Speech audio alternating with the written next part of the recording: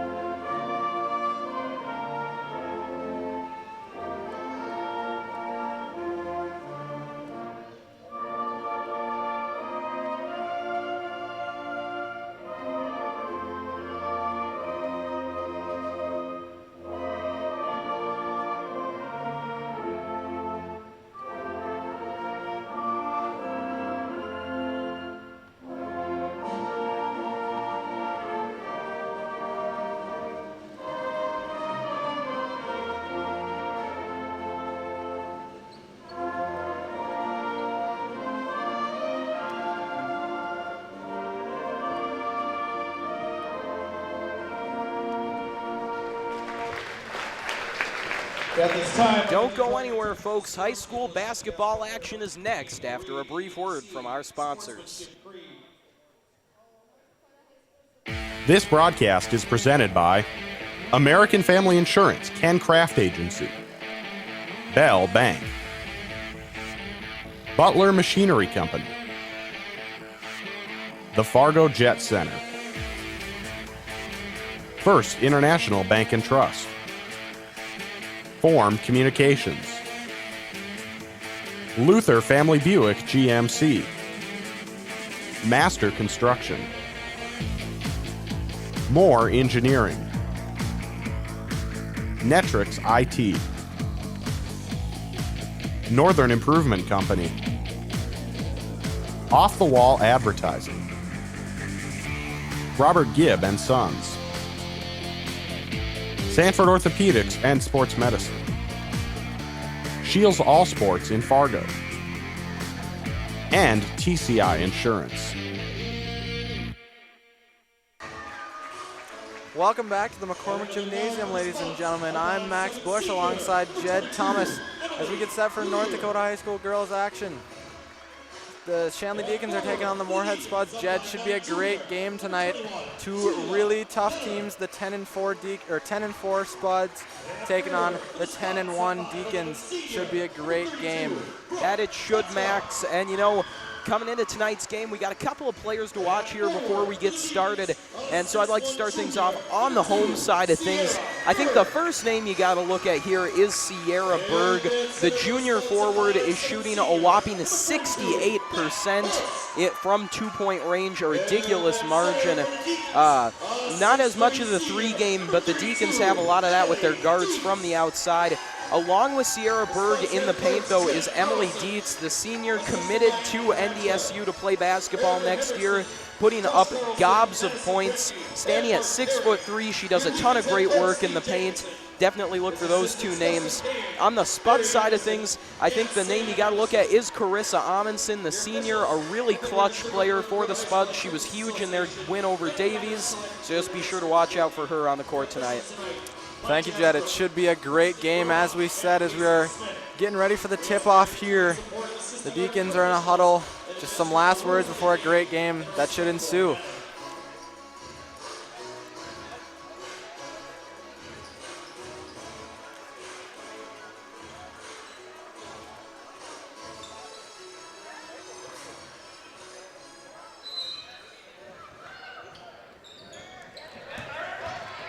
Number 42, Beth Holst. Rebound by Julia Vetter. Now Huber, double teamed. Dribbles out of it. And looks to be a foul on the Spuds. Right off the bat, quick foul from Moorhead, and that's Hadley Huber using her speed. Very deceptive. She'll just break out into that sprint. She can go from 0 to 60 very fast. Got to watch out for that. Huber into Dietz. Dietz looking for a pass. Now to Payne. Payne dribbles around the top. Big switch to Vetter. Now to Huber. And that is deflected off of Riley Payne. Spuds ball. Strong defense early on here from Moorhead, getting those hands in the passing lane. That's what you got to do to beat Shanley. Maybe. Tipped away by Payne. An easy transition layup for Riley Payne right there. And that was Riley Payne's 34th steal of the season. That gives her the lead on her team. Hadley Huber close behind with 33. Emily Dietz bats away a pass. That's some huge height there. Going to be a key for the Deacons. Dietz to Vetter. Vetter, big switch to Payne. Payne into Dietz. And a good spin move by Emily Dietz for an easy bucket. Sam Habe taking the ball up over to Beth Holst. A tussle on the floor taken by Vetter. Big pass. And Riley Payne is fouled by number 4. Get a look at the replay there. The pass from Hadley Huber, reminiscent of Sarah Jacobson in her years at Shanley. She loved to just heave those passes down court. And right there, Payne's able to draw the foul and get this trip to the line.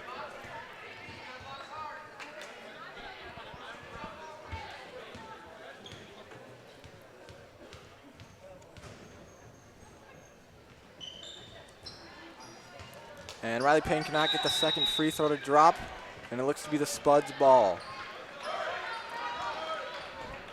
Blythe to inbound. Habe to take the ball up. Looking for a pass over to Blythe. Back to Habe. Good spin move. Out to Holst. Easy three-pointer for Beth Holst there. Three-pointer, Beth Holst. Holst wide open in the corner. Deacons just seemed to kind of lose her on that play. And Riley Payne dribbled the ball out there. Spuds inbound in their half. Blythe to inbound to Habe. Habe looking for a pass, maybe a shot. Over to Lyer, back to Habe. And it looks to be a foul on the Deacons as Habe went in for a teardrop shot. Fouls on number 2, Sierra Berg, first personal, first team foul. Well, Jed, 2 early fouls here, 1 from both teams, and as we know, free throws are ever so important in close games like this one should be. So you got to look for both teams to be capitalizing on these easy points, and if not, it could turn out for the worst. That's really good point, Max. As you said, free throws are easy free points. It's an uncontested shot, and those just get ever so important as the game goes on. These two teams have not lost a lot of games this year, and the ones they have been decided by slim margins, so both of them know the importance of every single point. Payne inbounds to Huber. Huber looking for a pass. Dietz calling for the ball. Dietz gets it. Dietz looking for a pass. Vetter finds the cutting Dietz. And ball rattles out of the rim and tipped around. Liar. Habe looking for a shot maybe. Liar. Over to Tonsfeld. Tonsfeld dribbles around. Carney.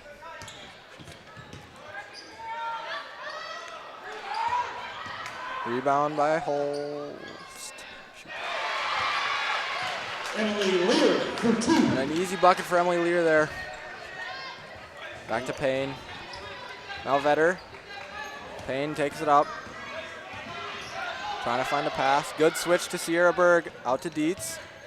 Then now Vetter. Back to Berg. Right inside to Dietz. And that is a foul on the Spuds. Emily Dietz will go to the free throw.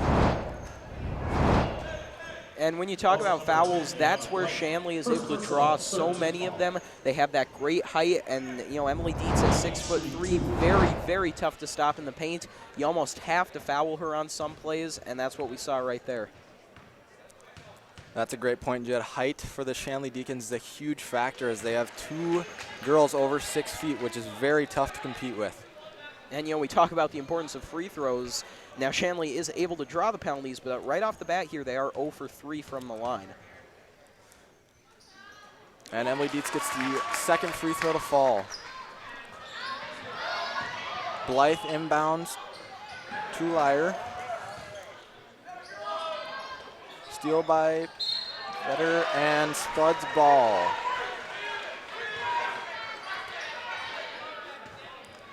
Blythe to inbound again. Into Habe. Habe, big pass to Holst. Over to Lear, and Lear with an easy bank shot. Now to Payne, taking the ball up, looking for a quick transition. And a poor pass by Riley Payne as Hadley Huber cannot get to that one. Spuds ball. Tough spot there for Riley Payne. Not too many places to go with that ball, and she tried to loft it out of danger away from the Spuds defenders, and as you said, Max, it's just too high. And a pull up from Habe, which does not go. Payne rebounds and takes the ball up. And Payne, almost goes coast to coast, but Sierra Berg with an easy finish off the offensive rebound. Blythe inbound to Habe. Habe takes the ball up. Pass to Tonsfeld. Now to Holst. Tonsfeld again. Out to Lear. Now to Blythe. Now Habe. Spuds working the ball around well. Habe looking for the shot. Good defense by Huber. Back to Holst. Now Blythe. And a wide open shot from Holst, which does not go. Quick pass from Hadley Huber and Sierra Berg with an athletic finish at the other end. We are tied 9-9. Habe takes the ball up. Scans the floor, looking for something. Over to Lear. And a corner 3 from Brooke Tonsfeld. That was quite the contested shot there, Jed. That takes some good skill. Yeah, no kidding. Moorhead really showing some impressive range here tonight. They've been hitting shots from just about everywhere on the court. Seen them do some things inside. We've seen them from beyond the three-point arc, and we've seen them from some very deep twos.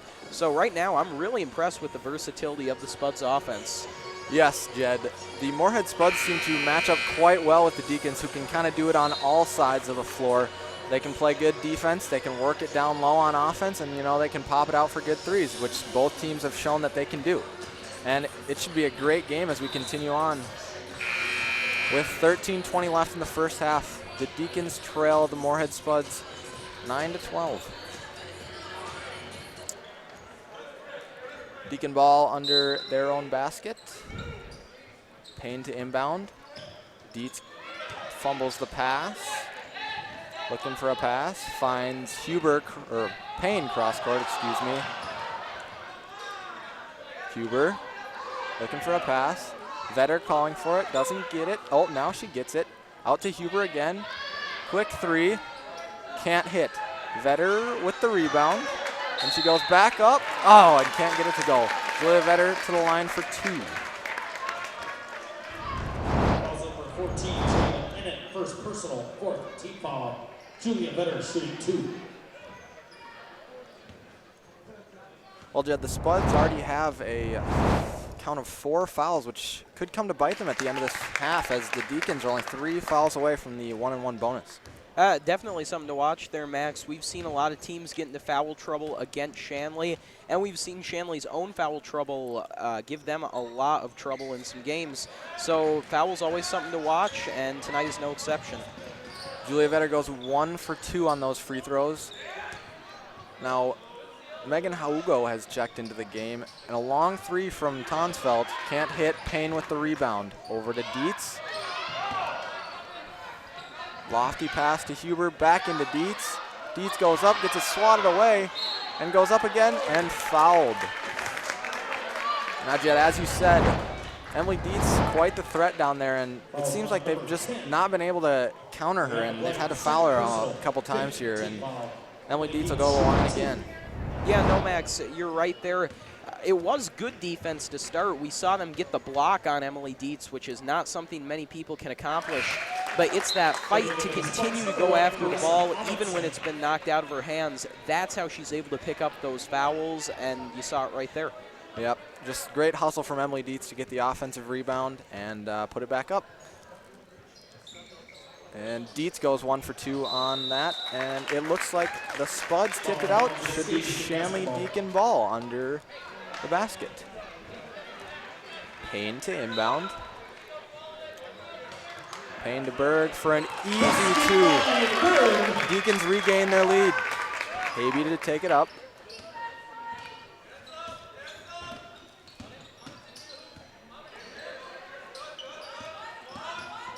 And Habe, wide open 3, and she connects. Wow. That was a beautiful shot by Habe. Over to Huber. Huber finds Berg.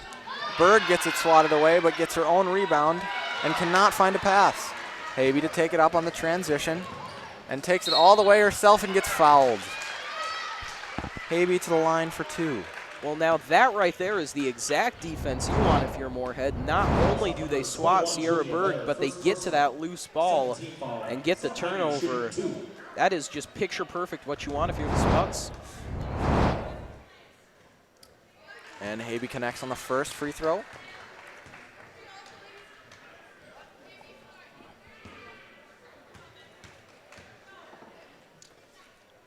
And she connects on the second. She is now 4 for 4 from the free throw line. Vetter to take it up. Guarded by Habe. Double teamed in the corner. Big switch pass to Huber. Huber looks for a pass into Dietz. Dietz spin move. Cannot connect on the shot in the paint. Habe to take it up. And Amundsen cannot connect on the three-pointer. Sierra Berg went for the loose ball, and it looks like she tipped it out, so Spuds ball again. And into inbound. Into Habe. Habe scanning the floor, looking for a shot, maybe a pass. Finds Amundsen for the cut and hits that one off the backboard and out of bounds. Deacon ball. Payne to inbound. Big pass to Huber. Oh, and tries to get the... Oh. And it looks like Hadley Huber traveled as she tried to get that quick pass off to Sierra Berg. Spuds ball. Well, it wouldn't have mattered anyway, as Tonsfeld was right there to swat that one. Yes, she was. That pass was going nowhere. Tonsfeld. Over to Haugo. Into Amundsen. And a loose ball picked up by Julia Vetter, and the possession arrow points the Deacons' way. That's a good hustle play by Julia Vetter there to jump on the loose ball and regain possession for the Deacons. Payne to inbound.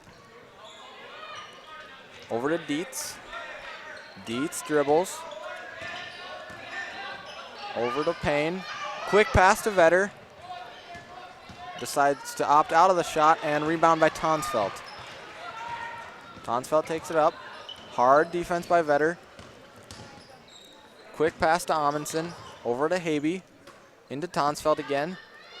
And that's good defense by Emily Dietz, but a great bucket by Tonsfeld. Huber now with the ball, dribbling. Looks for Payne. Payne wide open. And she connects on a great three-pointer there. 16-19, Spuds lead. Habe takes it up. Over to Tonsfeld. Dribbles. And she cannot connect on that one. Quick rebound by Ennen. Over to Habe. And she connects on the three-point shot. What an answer there by the Spuds. Habe silencing that three-pointer from Payne. And now look at this. Shanley having some trouble with the full-court press. And it looks like Shanley takes a timeout to try to quiet the Spuds' quick three-pointer there. You know, Jed, as we approached that timeout, the Deacons kind of seemed flustered. They just couldn't really get anything going, and everything they had, the Spuds just had an even better answer for. So what do you think the coach is talking about in the huddle here for the Deacons? Well, Max, you know, this isn't a situation Shanley is in very often. Even in their loss this year to Davies, it was really dead even all game long. They never got down in a big deficit. So they find themselves down 6 pretty early in this game, and they've been working from behind for most of it. So I think if you're the coach right now, you're just trying to say, listen, we're a good team. We've got 1 loss on the year. We know how to win games. It doesn't matter if we're playing from behind, tied, or ahead. Just play your game. That's a great point, Jed. That is definitely what is being said. And after that timeout, Brooklyn Dew checks in for Julia Vetter. Payne to inbound. Over to Huber. Good defense by Haugo. Over to Dew. Dew into Dietz. Dietz spot up. Cannot hit. Brooklyn Dew with a great rebound. And Payne steals that one away. But then taken by Haugo, and now to Amundsen. Out to Ennen. Good switch pass to Habe. Habe over to Haugo. Habe from three-point range cannot hit, and the Spuds with an offensive board. Out to Habe. Habe tries to sneak a pass in there, but Sierra Berg says no, and Huber with a quick cannot get that one to fall. And a foul on Brooklyn Dew. And again, this defense of Moorhead is just relentless. They're so aggressive and in your face. You know what this really reminds me of is the Shanley boys playing Fargo South a couple weeks ago, a game we had. They just had no answer for that Fargo South defense. It was right in their face. They were always able to recover, and that's what it looks like Moorhead is doing right now. Haugo over to Habe. Into Tonsfeld. Over to Haugo. Now to Habe. Now to Tonsfeld again. Good shot by Tonsfeld, but even better defense from Dietz and Berg. Now quick pass from Huber over to Berg, and a foul on Moorhead. Sierra Berg to the line. Now, Jed, that was what the Deacons do most, is that quick transition, quick 1-2 passes to get the ball up the floor for easy buckets and easy fouls, which translate to free throws, which they should make, which Sierra Berg just showed there. Yeah. You're right, Max. That's exactly what Shanley does. Moorhead has been doing a good job, I think better than a lot of teams, of getting down court and at least contesting those shots. And while they are, maybe giving away those fouls, take a look at that. Sierra Berg only got 1 point out of that, so better than 2, I suppose. Exactly. And down at the other end, Beth Hull springs the ball up quick but cannot connect on the free throw. And then which was swatted out by Brooklyn Dew. Spud ball. Haugo to inbound. Into Tonsfeld, swatted away. Now Holst. Now Tonsfeld. Good defense by the Deacons, and a travel by Samantha Holst, which is Beth Holst's sister. So we've got sisters on the floor tonight. Deacon ball. Payne to inbound, over to Huber.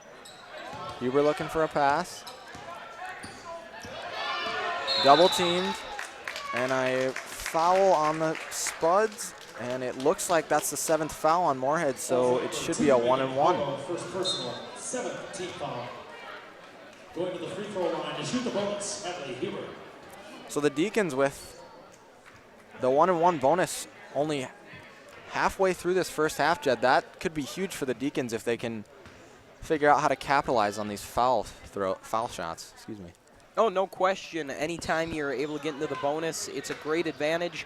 Makes you take a few more risks down low, drive inside, try to draw those fouls. Just more easy points. Good bucket by Sierra Berg off the offensive rebound from the Deacons. Habe to take it up.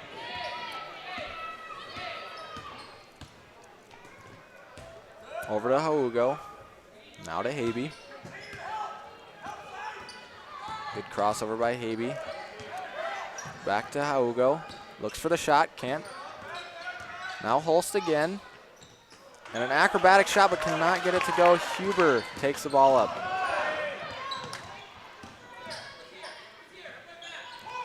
Now Payne, looking for a pass. Over to Huber. Into Berg. Back out to Huber. And stolen by Holst. And appears to be a foul on the Deacons. Spud ball. Vetter checking in for Berg.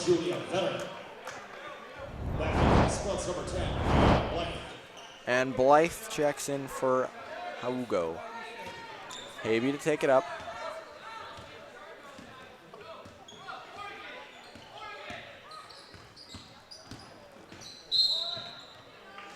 And Habe drives into the lane and is fouled. She'll go to the line again. Number 21, Julia Vetter, second personal, 15 foul. Deacons now with 2 quick fouls there. They got to be watching their own number now with 5. Yes, and sending Habe to the line of all people, and she is now 5 for 5. It's looking like she's not the one to foul tonight, as she has been automatic from the free throw line.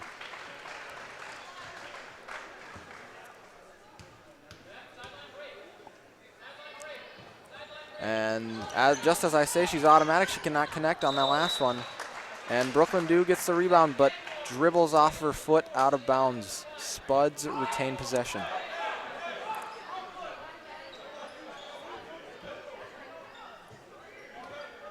Habe to inbound.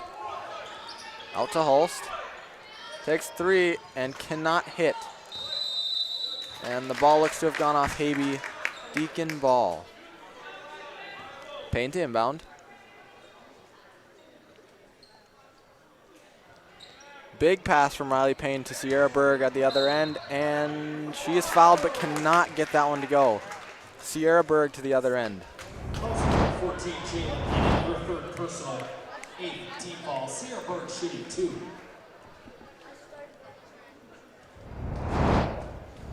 Berg now headed to the line with 7:05 left on the clock, and she has taken more trips to the free throw line than any of her teammates, hitting them at a 55% clip.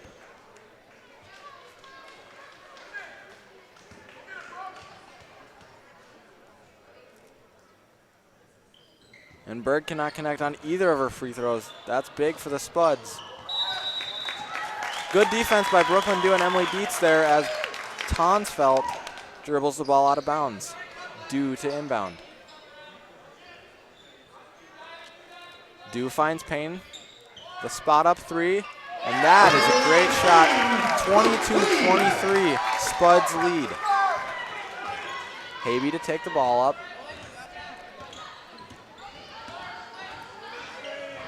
With an easy bucket off the pick from Tonsfeld. And man, she makes those look just effortless. That is for sure, Jed. She has been quite the player this first half. And look at that, she gets a steal right here. Habe takes the ball coast to coast and gets fouled. And as we said, Jed, she's not the one to foul. She's 5 for 6 from the free throw line tonight. Definitely a player to watch for as this game goes on.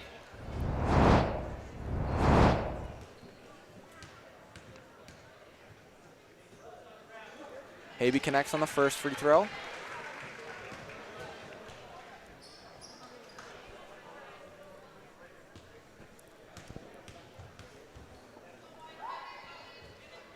And she connects on the second. She is now 7 for 8 from the free throw line. That is clinical, if you ask me. Also checking in number 2, Megan Hubble.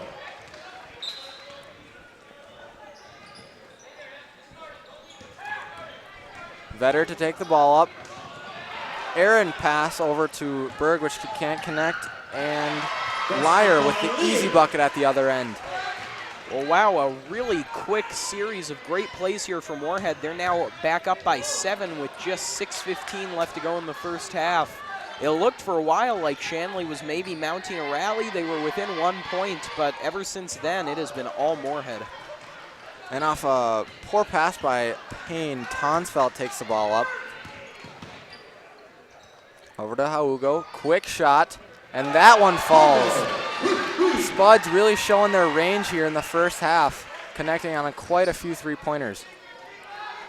Payne to Du takes the ball up. Quick switch to Berg, and Berg is fouled as she goes up. Well, Jed, that was quite the turn of events there as Shanley looked to be pulling back, but then Moorhead just takes it away with a 10-point lead. I'll say so. These Spuds have hit more threes in this first half than I may have in my entire life. It has just been a shooting clinic. That is for sure. Moorhead just shooting lights out tonight. Can't really seem to miss from anywhere.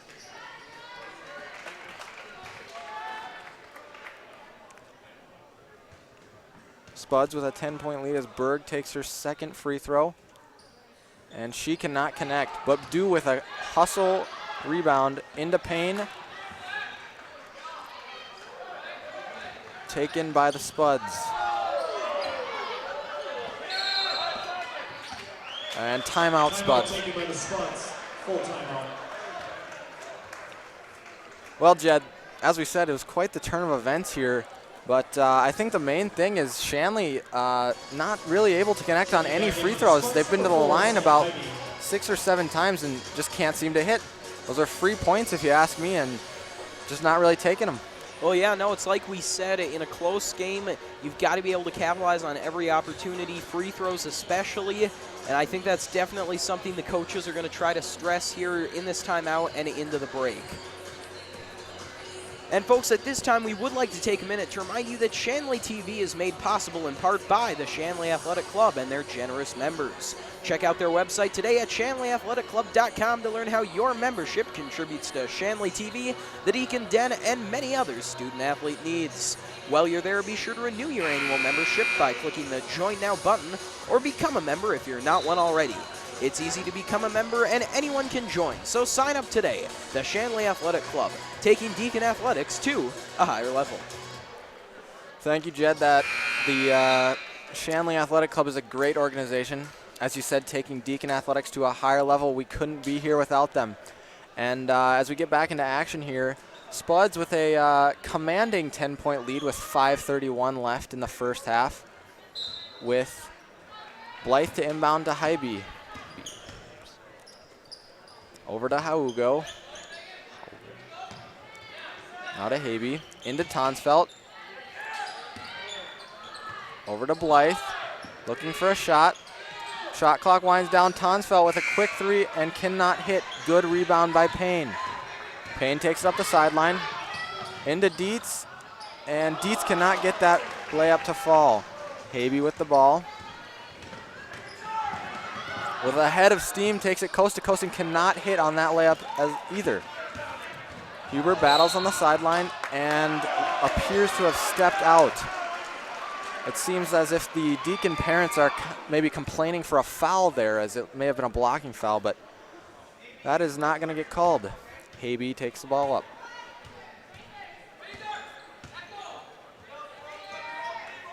Over to Haugo.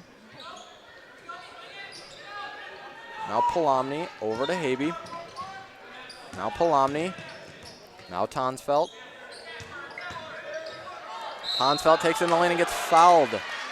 Spuds to the line. Also number 32, Emily Dietz, first personal, 7th team foul. Foul comes now with 4:32 left to go in this first half. Moorhead still holding that 10-point lead. And Tonsfeld connects on the first free throw. Spuds really, really good tonight on connecting on those free throws. Not really missing many. And as I say that, she cannot connect on that second one. Shanley looks to transition quick. Berg at the top of the key. Over to Payne. Payne takes the ball in the lane. And a foul on the Spuds. Payne to the line. Fouls on number 4, Sam Heidi. That's her second, 10th team foul. At the line, Riley Payne shooting 2.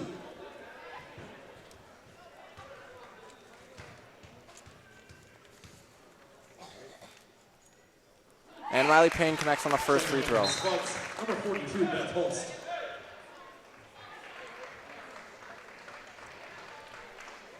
Payne is shooting at a 64% clip on the season. She's 27 for 42 at the free throw line. And she adds to that as she makes both of those. Deacons down by 9.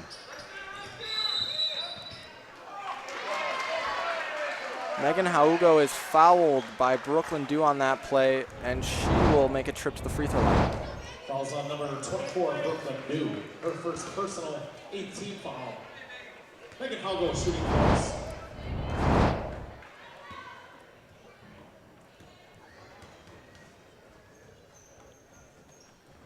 Haugo connects on the first 1-and-1 free throw.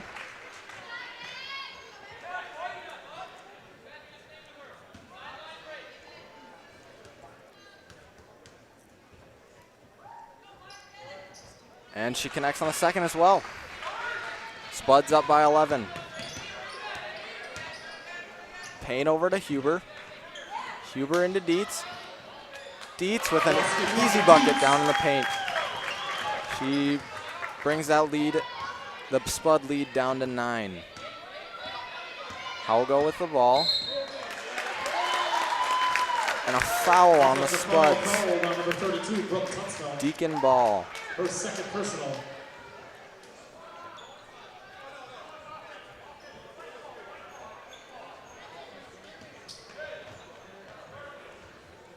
Due to inbound.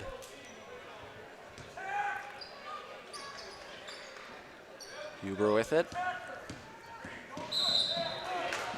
And a foul on the Spuds. Huber will go to the line. Foul on number 2, Megan Haugo. Now just 3:57 left to go in the first half. Right. Excuse me, Hadley Huber at the line shooting 2.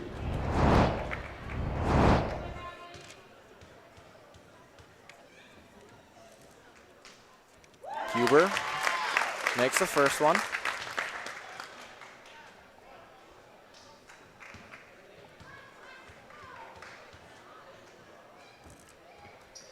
And she connects on the second. Spud lead now just 7. Inbound to Haugo. Now Blythe.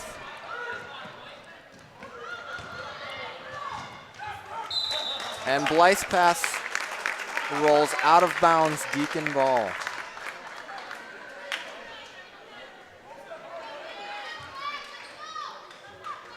Payne to inbound. Can't find Huber. And an easy bucket for Riley Palomni. Payne. Payne down the sideline, looking for a pass. And gets that one tipped out of bounds. Beth Holst with some good defense there.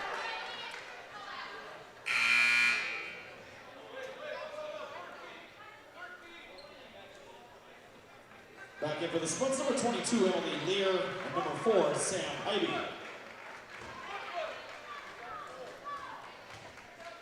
Payne to inbound. She finds Berg under the basket, and Sierra Berg with an easy 2. Hybe over to Tonsfeld, and she cannot connect on the baseline. Oh, that was not Tonsfeld, I'm sorry. Emily Lear over to Dew. Pass tipped out of bounds, Deacon ball.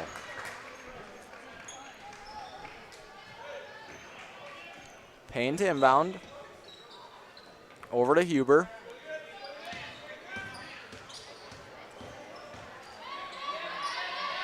Dew with a quick shot, cannot connect. Dietz with a nice rebound and the foul.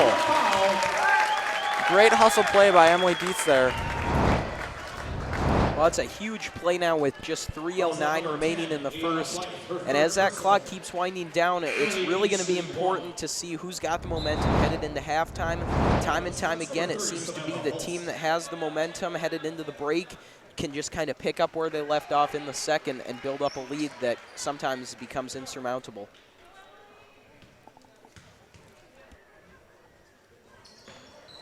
And Dietz cannot connect on the and one attempt. Hybe to take it up with a head of steam and cannot get that one to fall. Payne taking the ball up for the Deacons. Over to Huber, quick pass to Berg, and another quick pass now to Dew, and cannot get that one to fall. Rebound by Tonsfeld, and Brooklyn Dew steals it, but can't get that one to fall either. And it appears to be the Spuds ball after a scuffle on the other end. Hybe to take the ball up.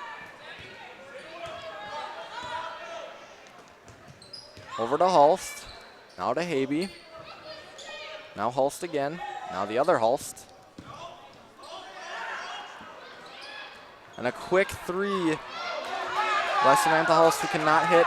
Payne rebounds. Now to Huber.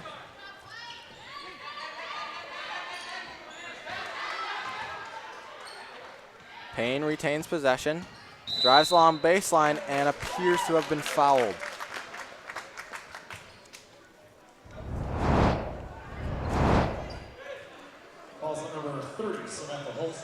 And another trip to the free throw line for the Deacons, Jed. These are big free throws as this game gets tighter, coming down towards halftime.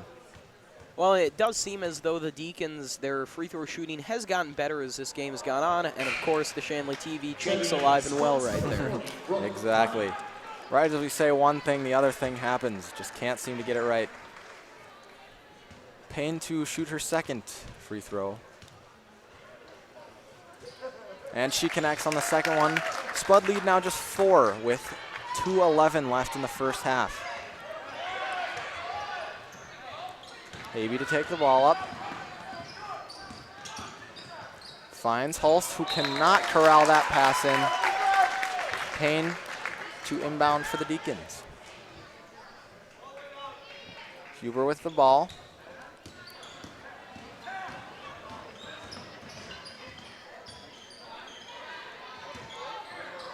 Now to Dietz. Dietz over to Payne. And Payne with a nice shot driving into the lane there for the Deacons. Spud lead now just 2.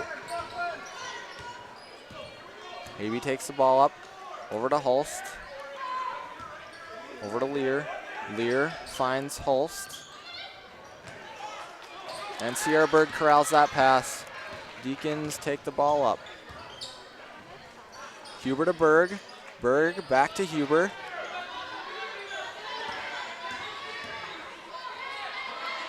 Huber into Dietz. And Dietz with a nice shot and cannot get that one to fall. Hybe takes the ball up. And Hybe appears to be fouled by Brooklyn Dew. Now just a minute 09 left. Shanley's done a really good job of closing this gap, now only down 2.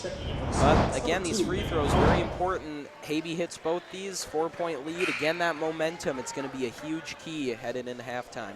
Yes, that is correct, Jed. Momentum is everything in high school sports. And it seems as if the Deacons have almost kind of gained a little momentum here on a quick run, just cutting their lead, Spuds' lead, down to 2. Yeah, I definitely agree with that. If they can keep it up for the next minute, they're in great shape for the second half. Well, we for sure will have a great game in store for you in the second half. No doubt about it. And Habe connects on both of those, as you said, Jed. 4-point lead for the Spuds.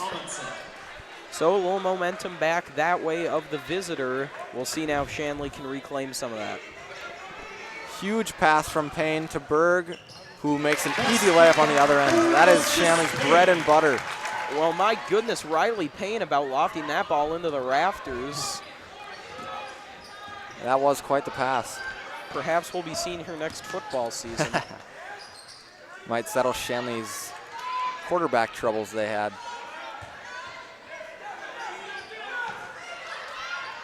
And the Spuds cannot hit on that attempt. Huber with a nice rebound.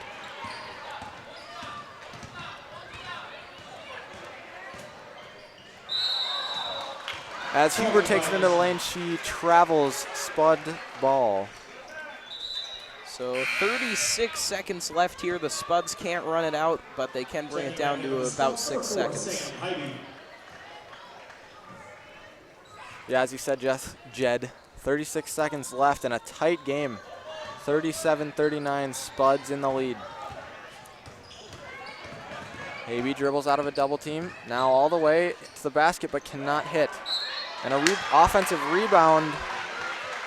Carney is fouled on that layup attempt. She will go to the line. That's her second personal 10-team foul at the line, shooting 2. Number 40, Brooke Carney.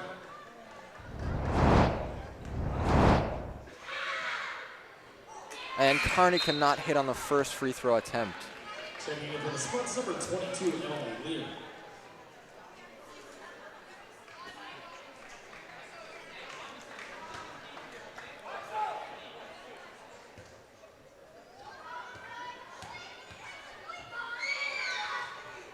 And Carney can't hit on the second attempt either. Deacons look to transition quick. Due to Huber. Keep in mind the Deacons can run this clock all the way down. As Berg throws a backdoor pass into Dew, and Brooklyn Dew is fouled. She will go to the line. Chance to tie it up now with 12 seconds left in the first. Yeah, this is huge, Jed. It almost looked as if Moorhead was going to pull this one far out of reach, but the Deacons found some inner strength and climbed back into this one. Dew cannot hit on the first free throw attempt. She is shooting at a 52% clip on the season.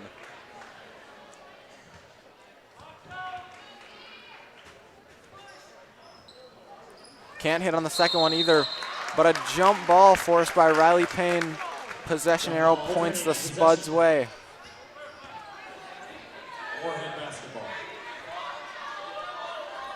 How go to inbound into Habe. Less than 10 seconds left here.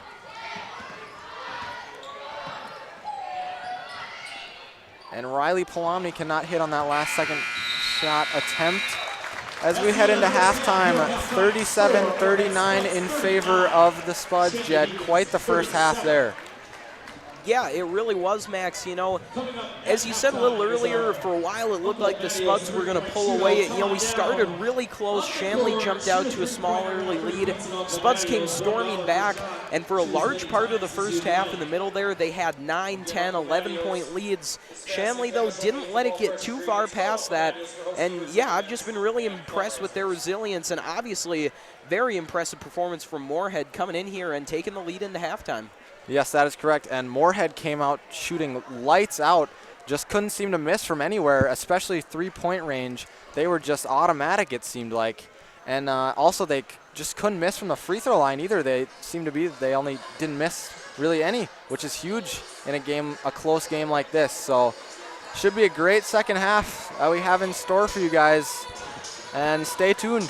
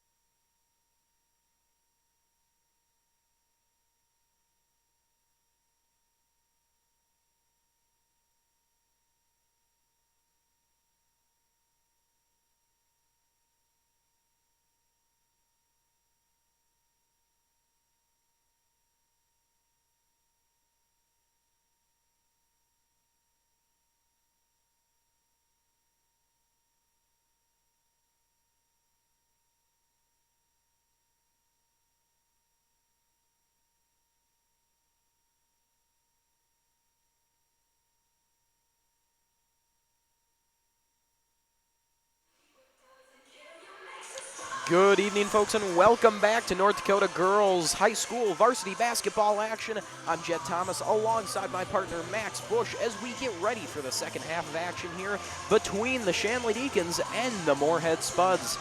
But folks, before we get back to play, we would like to take a minute to remind you that Shanley TV is made possible in part by the Shanley Athletic Club and their generous members. Check out their website today at shanleyathletic.club.com to learn how your membership contributes to Shanley TV, the Deacon Den, and many other student-athlete needs.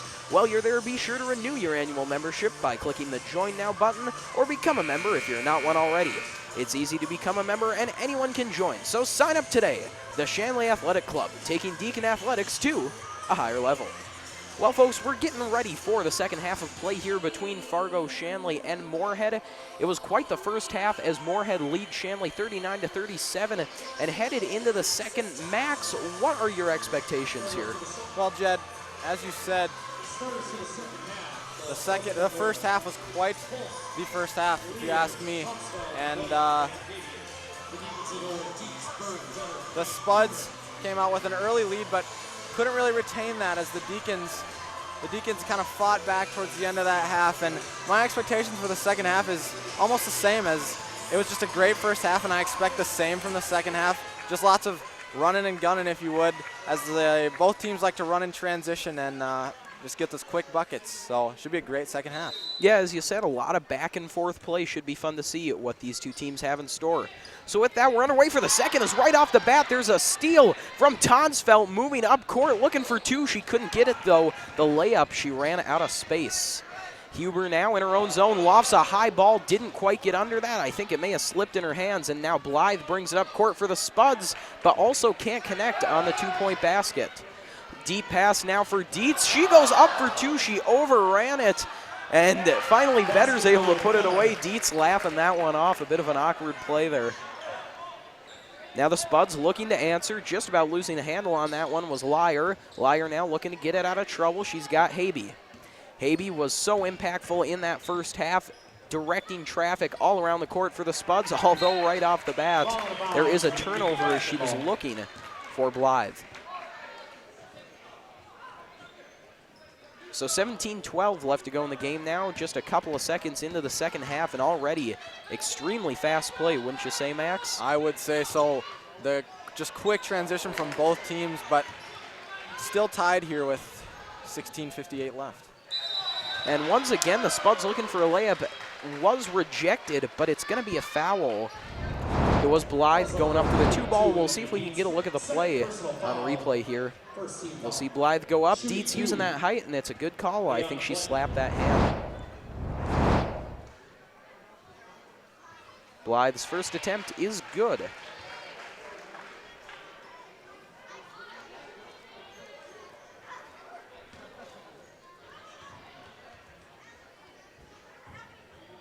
Blythe looking to go 2 for 2, and she does pick up the second. So we talked about free throw shooting. It was one of the Spuds' best parts of their game in the first half, and they're picking up where they left off as a foul here. Looks like it's going to be assessed to Sierra Berg. You saw the steal there potentially for Habe, and then she kind of got tripped up and fell into Berg. They both ran into each other, and I believe they will get the Deacons for the foul. Huber now bringing it up court for Shanley. Got Habe on her. She spins around in the double team. Now finds Dietz. Dietz cross court to Payne. Payne looking for three off the back of the rim. No good. Rebound fought for and taken by Tonsfeld. And now Habe moves forward for the Spuds. Two ball won't go, but she was fouled on the way. So Habe takes a trip to the line. Fouls on number 3, Henley Huber, third personal, 17 foul. Sam Heide shooting 2. That is Huber's third personal foul of the game. Habe with the rare miss there on the first one. Yeah, Jed, she's really good at drawing fouls in the lane and gets the free throw line quite a bit, but cannot connect on that last free throw. And also can't connect on the second, usually lights out, so an odd trip to the line there for Habe.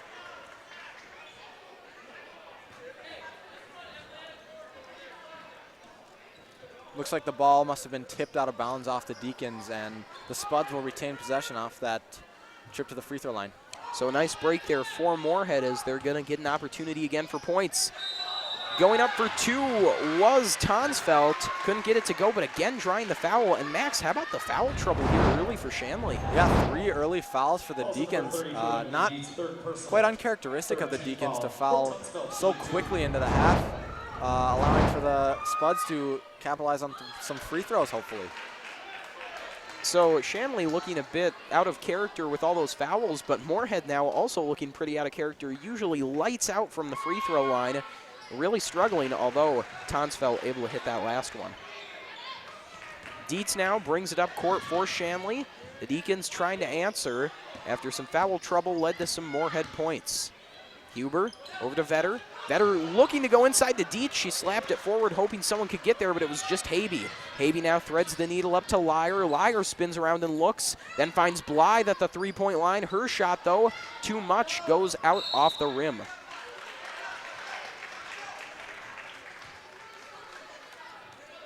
Payne now inbounding for the Deacons. Payne looks, lofts one, looking for Huber, intercepted by Habe. She'll take the jumper for 2, no good off the backboard. Then Blythe goes up trying to get those points back, and she cannot. Dietz throws one up to Huber. Huber over to Vetter. Vetter for 2. She hits the bottom of the backboard, and that's a second time we've seen that for the Deacons. Bounce pass, also another shot that won't go there. Tonsfeld couldn't get the layup. Now Vetter trying to get those 2 points back, and just both teams trading some misses here on easy layups, and a very odd start to the second half right now.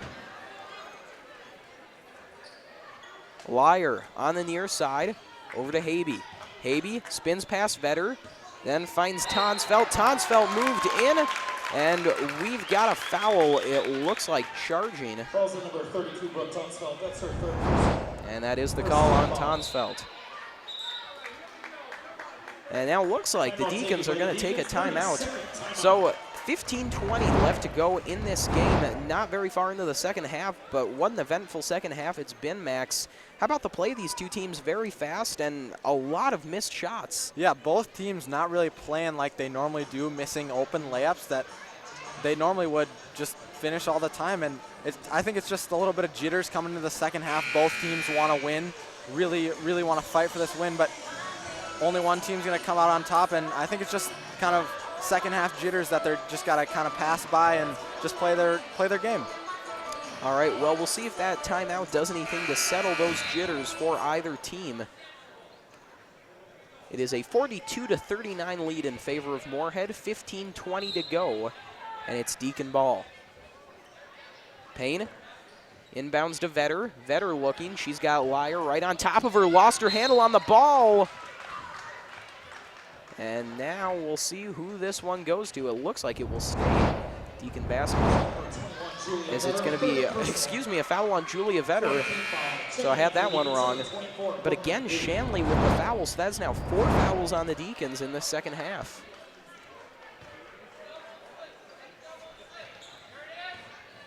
Inbound bounce pass, and the shot no good. Payne struggled for the rebound, had it taken away. Spuds continue hammering at the net, and then another foul. This time it's going to be on Brooklyn Dew. So now the Deacons already with 5 fouls, and there is still 15:09 left to go in the second half. First free throw bounces around and will not fall. It's Beth Holst at the line.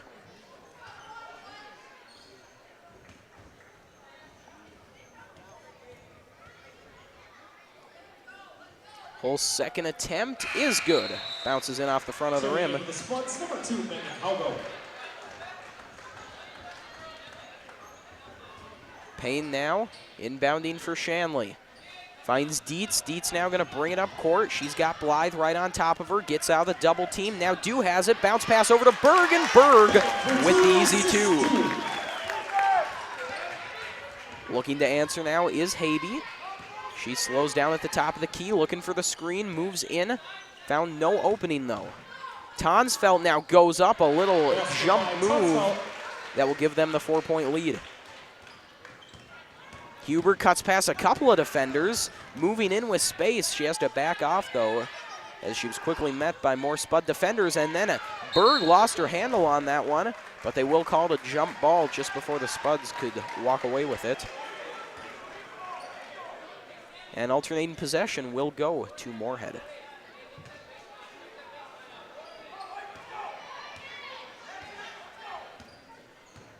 Habe moving in. She surveys, tried to cut past Dew, instead goes up for the jumper and drills it. Habe again displaying her range.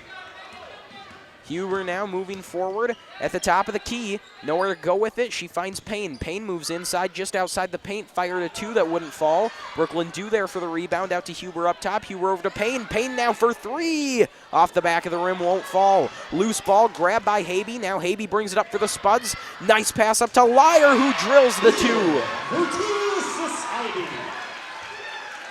Huber.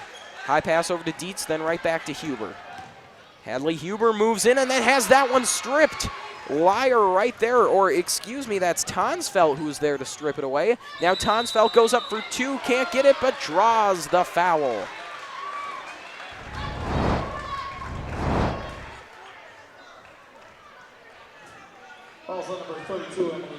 Get a look at the replay. Tonsfeld went up, and they'll just get Huber. Make a little too much contact with her at the rim. Tonsfeld's first attempt is good. It teased, but then it fell. Back in for the Deacons, number 21, Julia Vetter. 6 fouls for the Deacons here. That leaves the Spuds with only 1 more foul until they are in the 1-and-1 bonus. That could be huge going down to the wire of this game. Yeah, you know, we talked about the importance of free throws in the first half. Well, that just gets amplified more and more now in the second. Fouls on number 2, Megan Hugo. That's her 3rd personal. Now the Spuds will pick up a foul here. Megan Hugo, the freshman. Huber now with the ball for the Deacons. Huber looking, finds Payne along the baseline. Payne outside to Vetter. She thought about the 3, then cut back inside. Vetter now inside the paint for 2. No good on the shot, but she takes a trip to the line as Moorhead picks up their 3rd of the half. That's her first personal, 13 foul. 13:21 left to go. Second half not moving very fast with all these fouls being traded. Vetter's first attempt no good off the front of the rim. Once again, a 9-point lead for the Spuds, and this is a lot like what we saw in that first half. As the game went on, we got into the middle stages of the first half. Moorhead really started to pull away, built up those sometimes double-digit leads. We'll see, though, if Shanley can rally back like they did in the first. And that will be absolutely necessary if they want to walk away with the win. Yes, that is for sure, Jed. Habe now crosses half court, looks, then in the corner finds Hugo. Out top now, Ennen. Back to Habe, she shoots for 3, and Habe continues a tremendous night shooting. Payne moving in, and it looks like they will get the Spuds for a foul. Both teams seem to be trading off fouls here, and but neither team can really capitalize at the free throw line. That's going to be very important as this game goes on, as we have said multiple times. Now Shanley going to take a timeout with 13 minutes on the clock, and it is a 11-point lead for the Spuds, one of their biggest of the game. Yeah, Jed, as we started this half, it was a tight game, but the Spuds just pulled away very quickly as we started this second half, and the Deacons just couldn't really find any counter for their great defense and their quick transition. And talk about Habe, who has just been lights out tonight. Just can't seem to miss from anywhere. That is for sure. And folks, at this time, we would like to take a minute to remind you to tune in this Thursday, January the 19th, for girls varsity basketball as the Deacons take on Grand Forks Central at 7:30 p.m. Then on Tuesday, January 24th, South Shanley faces Davies in an EDC hockey rivalry matchup.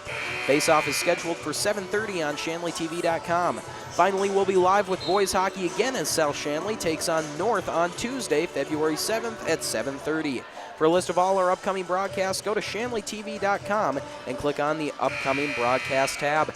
And folks, one quick note about that schedule, we will no longer be covering this Saturday's basketball game versus West Fargo. Due to an unforeseen crew scheduling conflict, we won't be able to bring those to you, and we apologize for the inconvenience. Back to the game at hand, though. The Deacons find themselves down 11. Coming out of that full timeout, they hope to have a game plan figured out moving forward. Berg over to Payne. Payne shoots a jumper for 2 and drains it. So the Deacons hoping to begin the long road back with that basket. Habe with it for the Spuds, trying to build this lead even more. Habe with the risky pass finds its way over to Huggo, though. Tonsfeld then trying to get that one back to Polamny, and it will be jump ball, alternating possession. Shanley ball.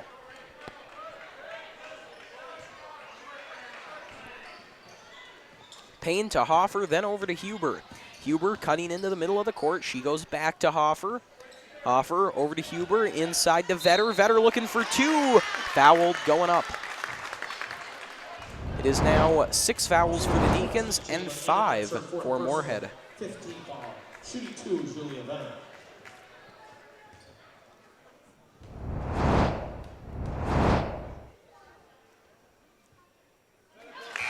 So while this trip may be the exception, I think one of the big differences here between Shanley and Moorhead in the number of fouls is Shanley has committed far more of those around the basket and on shots, while Moorhead has committed mostly in transition at the middle of the court.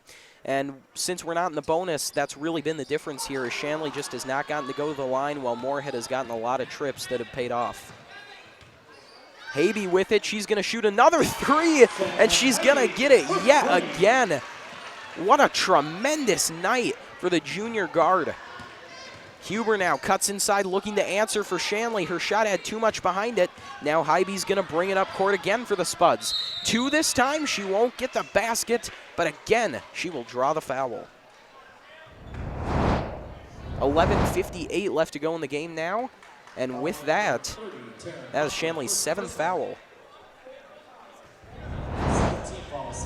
So Moorhead in the bonus. That'll be huge going down to the wire in this game, as that leaves the Spuds at the line for the rest of the game, basically, if any foul is committed.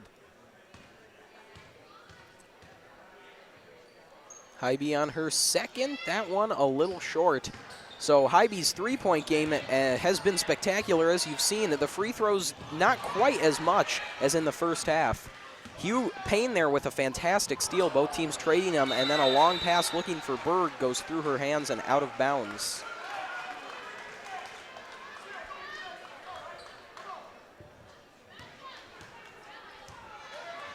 Hybe bringing up court now for Moorhead. She looks one way, cuts back the other, trying to get 2. And once again, Hybe is going to get even more points for the Spuds. Huber inside to Berg. Berg spins around, looking for 2, can't get it, and can't get the rebound either. Tonsfeld right there, and now Moorhead goes back to work, up 14. Tonsfeld with the pass over to Huggo in the corner. Her shot for 3 doesn't fall, and Payne is there for the rebound. Payne threads the needle now. Up to Hoffer. Hoffer spins around over to Huber. Hadley Huber now with a wide open 3. No good off the rim. Vetter there for the rebound. Can't get the basket, but once again, another foul. Yeah, and Julia Vetter taking her 3rd trip to the line in this second half. She's really working down low to get some easy rebounds, and then which translate to foul shots, and she's been pretty good from the line this second half. Definitely been a big reason why Moorhead is now at 6 fouls. And as you said, capitalizing on them as she hits yet another.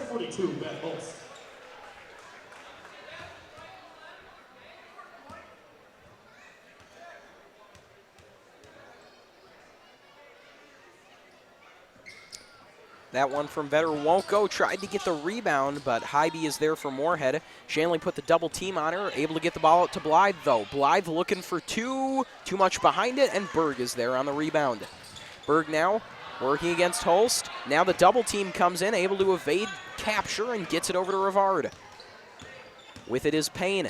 Payne cutting inside, and a awkward shot for two. Just about got it, though. And Hybe now threads the needle up to Holst, and they're going to wave that off. The travel on Hybe. So a tough break for the Spuds there, as it was looking like yet another easy basket.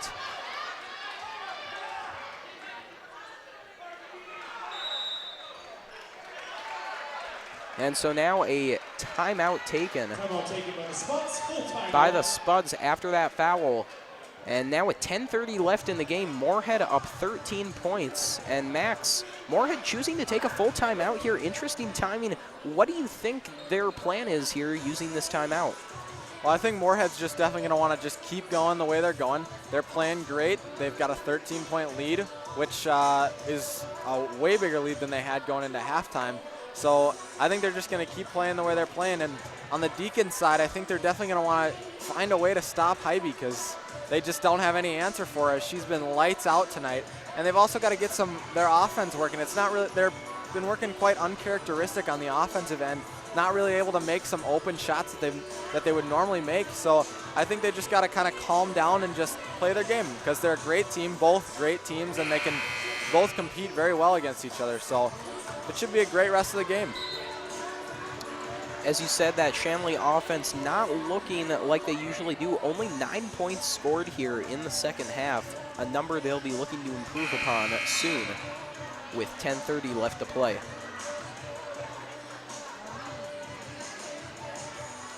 Moorhead coming out of that timeout looking confident, and that's the attitude you've got to have. Obviously, don't want to get overconfident, don't want to let the game slip away.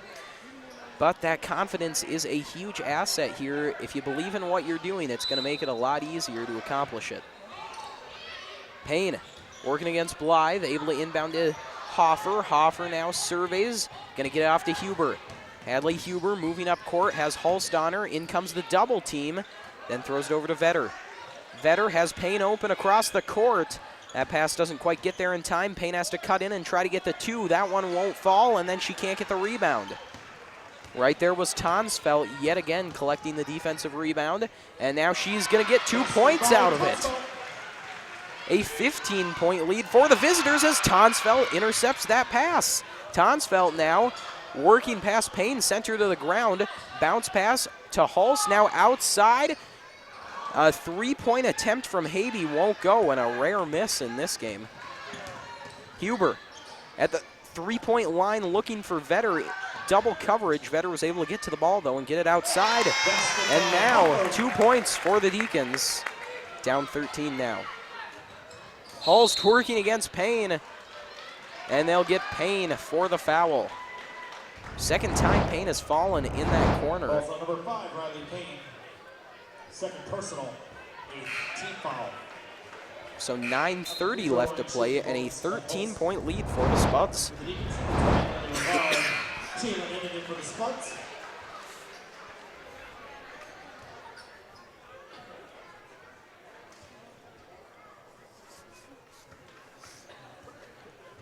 Hulst at the line. Free throw, no good off the rim. 1-1, so she won't get another. Huber on the near side in trouble, able to get up to Rivard. Rivard trying to go inside to Berg, and Berg gets the two. Berg assists Rivard. Hybe gets that ball up court to Amundsen. Amundsen back out to Hybe. Hybe looks, can't find anyone, and then she just dumps it off inside, but that ball's blocked from Berg 2 times in a row, and then they'll get Berg for the foul. Ennin just kept trying to put that one up, and Sierra Berg was right up there knocking it back 2 times in a row, and then on the second she runs into Ennin. And now that is 9 fouls on the Deacons. Some substitutions now as Emily Dietz comes back in for Shanley, as does Riley Payne after a brief rest.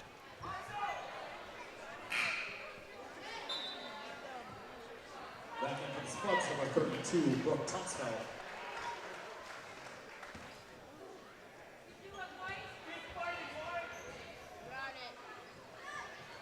And the free throw no good off the front of the rim. Berg there for the rebound. Payne now throwing it up to Huber. That one bounces out of bounds. off the Spuds. An even 9 minutes left on the clock, an 11-point lead for the visitors.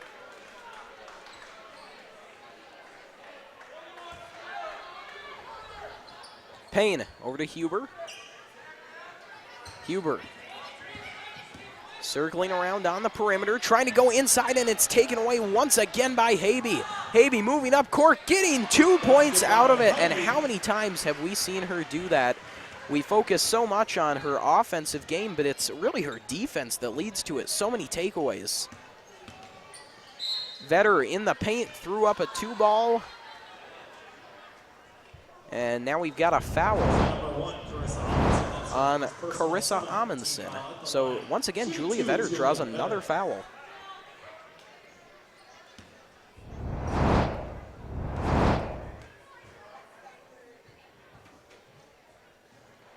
Vetter's first attempt, no good.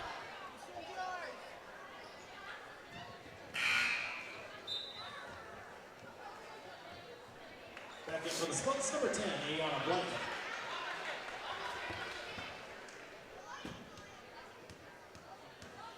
Vetter now looking to get a point out of this trip.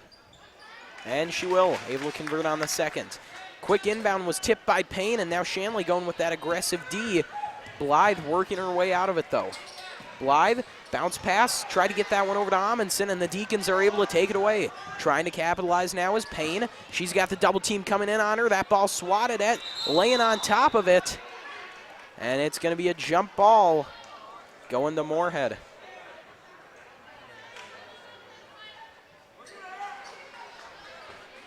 .12-point lead, 8:20 left.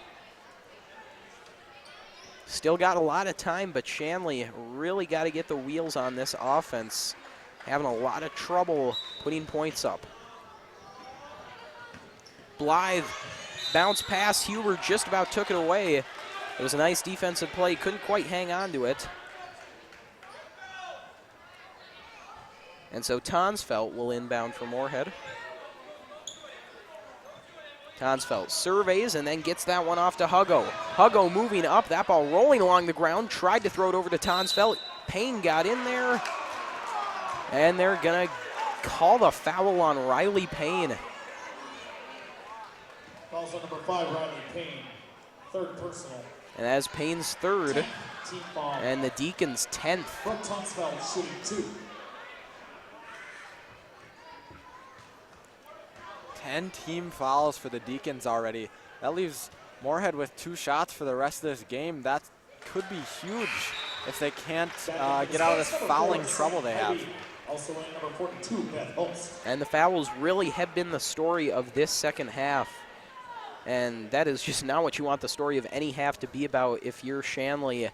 Foul trouble, something, as we mentioned, not really anything that's played into their season too much, but right now it has really been their burden in this game.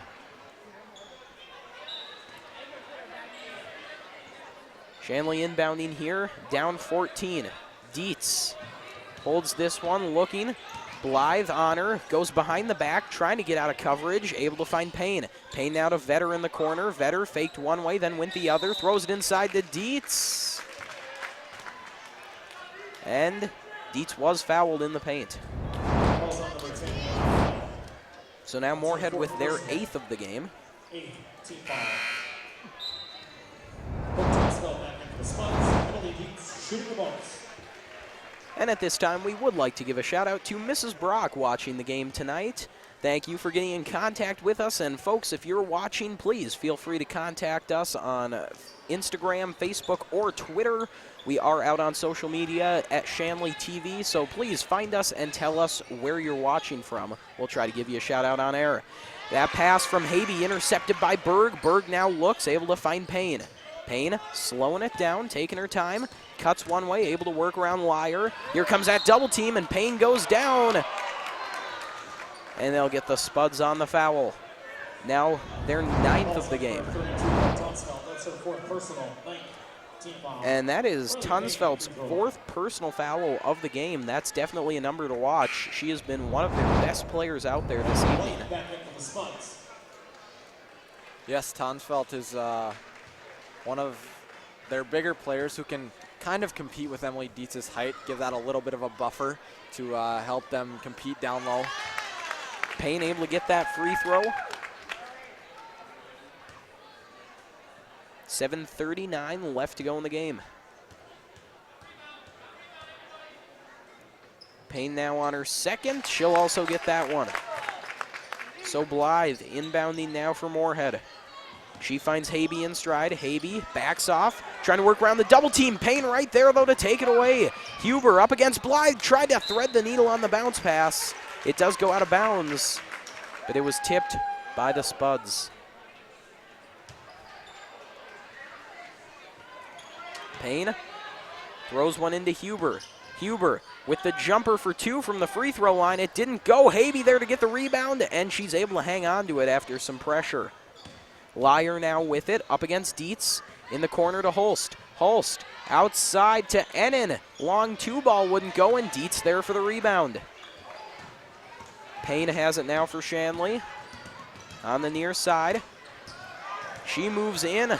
A Spud goes down. It was Holst, but there's no call, and then that ball's intercepted by Habe. Habe moving, cuts back, and then is fouled on the shot. Just 6:58 left to go. And Julia Vetter picks up her fourth, a big number there, as Vetter has been one of Shanley's best players in this second half. Habe connects on the first. Back into the Deacons, number 24, Brooklyn Dew. And another Shanley teacher watching at home. Shout out to Mrs. Backlund. Great to see you guys at home watching. And so it's teacher night tonight on air. But folks, you don't have to be a teacher to check in. Anyone, please come and contact us on social media. Great to see who's watching.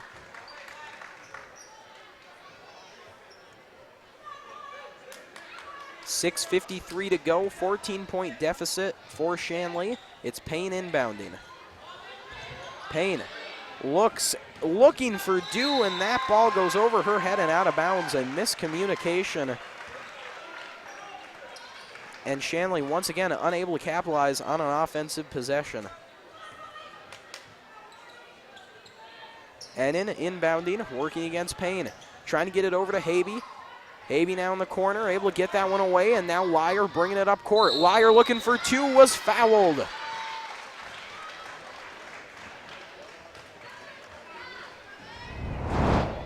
And I may sound like a broken record, folks, but the fouls in this game, especially in this second half, it has been just really insane at both teams. Shanley especially, though, with the number they've racked up, just very uncharacteristic, and it has played a huge role in this game. Yeah, that is for sure, Jed. Just both teams committing just an uncharacteristic amount of fouls, which is leaving the other team with easy opportunities to score. So now Payne brings it up court for the Deacons. They are once again trying to answer. Payne along the baseline, in trouble, looking for Dew. Again, it was over her head, and now Ennin has it. Ennin down the far side. Dew was able to catch back up to her, but it did go out of bounds off of Brooklyn Dew.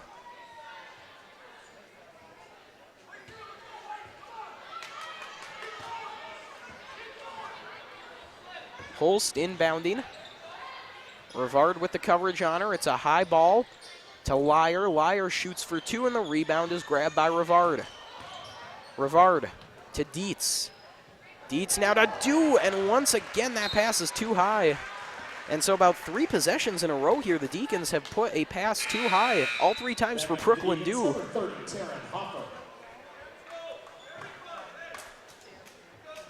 And so Dew doing a good job getting open. The Deacons, though, just off the money right now, passing the ball. Habe moving up court, shooting for 3, in and out. Looked like it would be yet another on a long list tonight, but the Deacons fortunate with that one. Now trying to get some points of their own. Hoffer in trouble, over to Payne.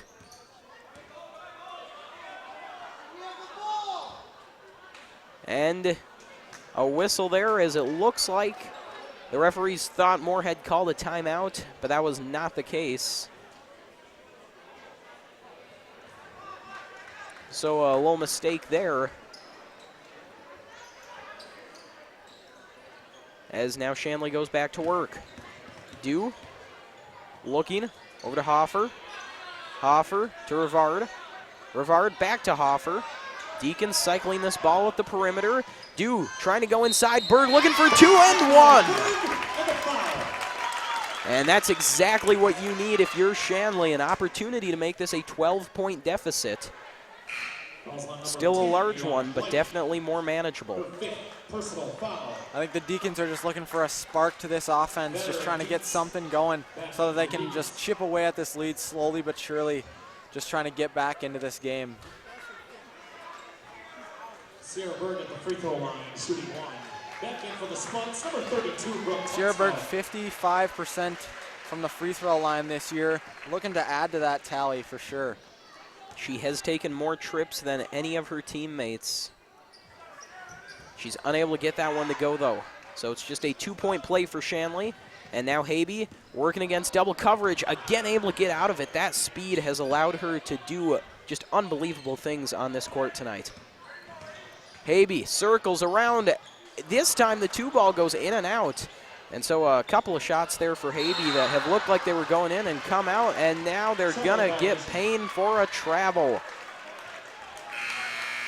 And those mental errors for Shanley have been killer, as they were down 13 here with 5:25 to go, and they have turned that ball over again.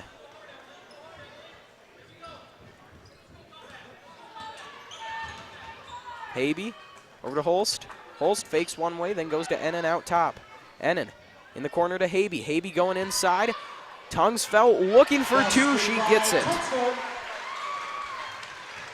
Rivard to Dietz. Dietz now looks, goes to Huber. Huber to Dietz. Dietz back to Huber, moving up through the paint. She's fouled. And another foul, Jen. That is just many fouls tonight is all you can really say. Just seems like every time we get going and in the flow of things, another foul is committed, and it's just kind of really blocked up this game. Just very, very different for both teams. Can't really get anything going. And that is a really good way to put it, Max. There's just no flow to this game, and I do think that's a big part of why Shanley has struggled. A lot of choppy play, not something that they're really accustomed to. They more like to set up and then work in the paint, where Moorhead is more of a sharpshooting team that can kind of work in those small increments of time. And, you know, it's in large part, it's been a lot of Shanley's own fouls that have cost them and made this game choppy. So, again, those mental errors really coming back to hurt them as Payne fires a 3, and that'll work. Payne redeems herself for that silly error that she made, obviously, and she really redeemed herself there with a great 3. Well, Riley Payne, one of the best 3-point shooters on this team, has made more than any of her teammates. That's her 5th personal foul. And now Julia Vetter picks up her 5th and is done for the evening. And so we have a timeout now after that. It is an 11-point lead for Moorhead. Shanley has gained some ground. And now, Max, with under 5 minutes to play now, 4:42 on the clock, what are you doing if you're Shanley here down 11? I think they're going to play the way they normally play, get quick buckets off of transition and off of rebounds, which will really be able to kind of just speed the game up so that they can get back into this game quickly. All right. Well, Hulst at the line now for the Spuds, and that one is short.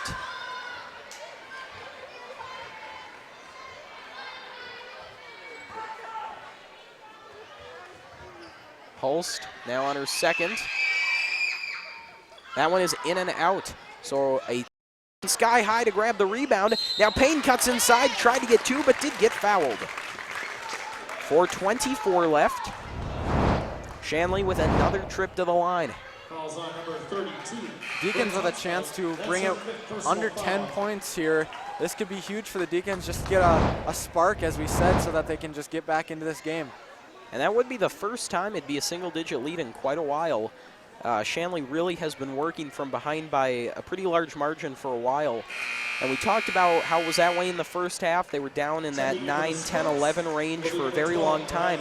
And then when it got to the end of the half, they were able to come roaring back and make it a 2-point game. Now, of course, you don't have another half of basketball left to play, and you've only got 4:24 left, so you're going to have to really try and start that comeback right now. Right off the bat, though, not what you want. Payne, though, doesn't have an opportunity to make this a 10-point game with the second free throw.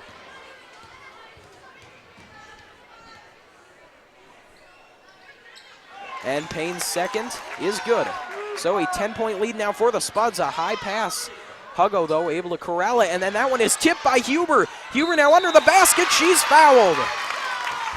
And there's the spark we were talking about, Jed. Some great defense from the Deacons there on that full court press, which is allowing them to go to the free throw line again. And all season long, one of the narratives for Shanley has really been that defense leads to offense. You know, in the game they played against Davies, they did end up losing, but we saw a lot more of that really tight D. And tonight it has been more of the opposite, both teams coming out with the high-powered offense. But as you said, Max, right there, that's exactly what Shanley wants. Tough D, take that ball away, defense to offense all night long. And folks, we would like to remind you that the boys basketball game is coming up next right after this one. So when we're done here, be sure to stay tuned. It should be a great game. Moorhead boys and Shanley boys. That one should be starting around 7:30. That's the scheduled time. This one running a little long, though. Might not get the start time at 7:30. Huber's second attempt is good, so it is a single-digit lead now for the Spuds, and that pass grabbed by Huber. Another turnover. Huber in the paint. She goes up for two and gets it. How about this? A 7-point game now. Hybe with the double team, wheels past that, then cuts past Huber, but they will get Hadley Huber for the foul. And that is the risk you run with that defense. Deacons pull the Spuds lead down to 7, which is exactly what they're trying to do, just chip away at that lead with 4:04 left in this game. And the way this game has been going with all the fouls and the stops in play, not a lot of time has elapsed.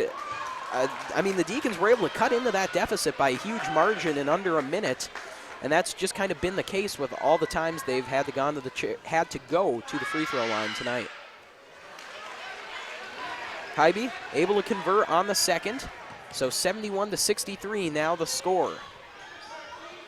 Huber inside to Dietz. Dietz goes up for two and gets it. 6-point game now, 3:51 on the clock. Inbound to Hybe. Hybe trying to put this one out of reach. That ball short though. Dew fires one down to Payne. Can she catch it? Just too much behind it. Brooklyn Dew there was trying to capitalize on Riley Payne, who was wide open, and she just put too much behind that ball. Huber tried to get in there and knock that one away. Looked like she may have. And now here come the Spuds. In the corner, it's Lyer. She sends that one out top to Huggo. And now the Spuds slowing it down. That's the signal from the bench. Hybe cuts inside trying to get two. She gets two and one. 73-65, an 8-point game, and she can make this a 9. And Hadley Huber with her 5th foul, that will take her out of the game. Lily Rivard checks in, and that's a big loss for the Deacons starting point guard, but they're going to have to find something just to get back into this game. Gonna have to rally around that loss if you're Shanley. And Hybe hits the free throw. Payne now with it for Shanley. She will take that point guard role. Moving in, going up for two. She's fouled. In a surprising turn of events, wouldn't you say? Not exactly. So Riley Payne now can take 2 points away from that Moorhead lead. Shanley's free throw shooting, it has been getting better as this game has gone on. Still, though, a lot of 1-and-1 trips to the line. Although right off the bat, Riley Payne does get her first. You know, Jed, you start to wonder how much closer this game could be had the Deacons been able to capitalize on a few more of those free throw attempts. Could be quite a different game if you ask me. I think you're definitely right, Max. And, you know, if you're Shanley, though, that's the one thing you really don't want to think about, because they start to get into your own head. Last thing you want to do is think about ways you could have made this game closer. I mean, it's still only a 7-point lead, and you got over 3 minutes to work with. So it'll be interesting to see what these next 3 minutes hold. It could have a very, very fun finish. Folks, we would like to take a minute to remind you, though, if you've enjoyed watching our ShanleyTV.com broadcast, please consider making a donation to help us continue to bring you quality programming. We rely on donations to bring you every broadcast, and we need your help to continue to improve the quality of our productions and to add new features for you, the viewer, to enjoy. If you're interested in donating, please contact Joel Shuey at 701-893-3225. Again, that's Joel Shuey at 701-893-3225. Thank you for watching, and thanks for your support of Shanley TV. So it's a full timeout here. Again, just a little over 3 minutes left to play. Don't forget, folks, that boys basketball game is coming up right after this one, so be sure to stay tuned. Some more great basketball action ahead tonight. All right, inbounding now is Huggo for the Spuds. She's got Payne in front of her, lofts one up, able to get it off to Hybe. Hybe taking her time, doing exactly what you want if you're Moorhead. You just want to milk that clock. Hybe now with the spin move, lost it on the ground, and it's going to be a jump ball, alternating possession. So the Deacons will take over. Deacon basketball. That's great defense by the Deacons to try to take that ball away and force the jump ball, which goes their way. Payne looking, gives it off to Dietz. Emily Dietz bringing it up now. She cuts back, goes behind the back, throws it over to Payne. Payne trying to go inside to Berg. Berg looking for two. She's fouled. So the Deacons not converting a lot of their shots from inside the paint, but they are doing a tremendous job drawing fouls.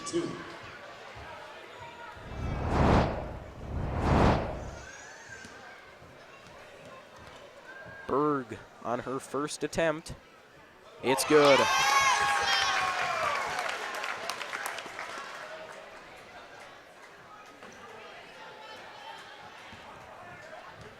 To make it a 5-point game.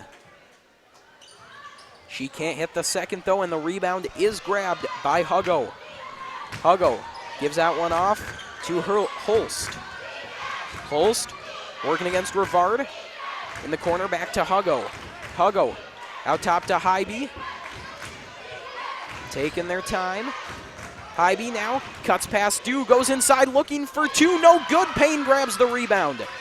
Riley Payne bring it up now. Payne looks one way, goes the other, and hits the two-pointer. 4-point game now. Hybe with the ball, got the double team on her. Working against the double team, and Payne picks up the foul. 2:10 left on the clock. Fouls on number 5, Riley Payne. Her fourth personal. And that is Riley Payne's fourth foul of the game. And with one of your starting guards already out, you really don't want to lose Riley Payne. She is arguably their best three-point shooter. And in a game like this, that's definitely a skill you want on the court. And Hybe connects on another free throw, which seems like we've been saying over and over and over again tonight. Just countless trips to the free throw line for her. She has really been a huge difference maker in this game, no question about it. Dew over to Dietz. Dietz, tight defense on her. She spins around, trying to get it off. She just gives it to Dew. Dew over to Rivard. Rivard fires a three. No good off the rim, but she got to her own rebound. Dew has it now. She goes inside to Berg. Looked like she was going to get the 2-and-1. It will just be the foul, though, as that shot was short. And a great hustle play by Lily Rivard off of her missed three-point attempt to follow her shot and get that offensive rebound, which translated to a foul line trip for Sierra Berg. Excuse me.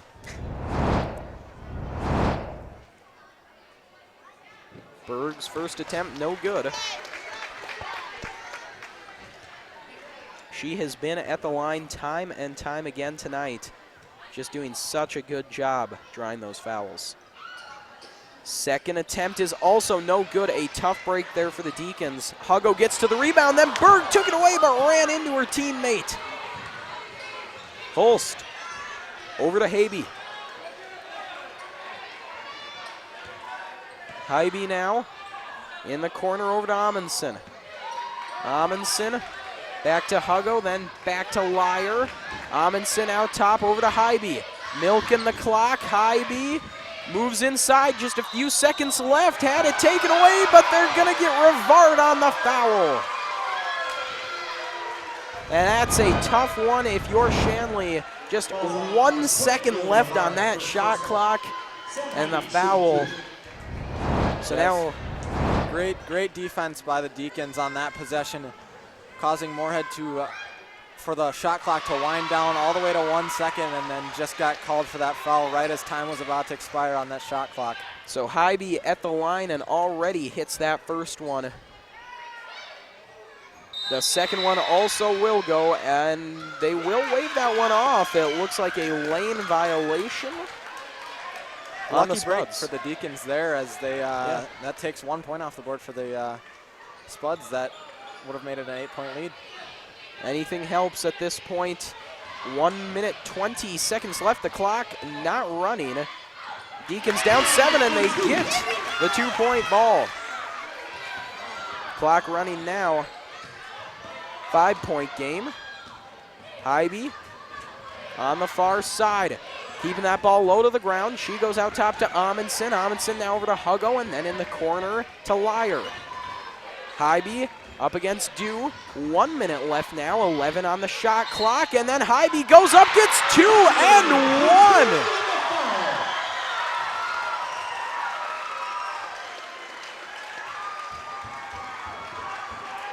Fouls on number 2, Sierra Berg, 5th personal foul.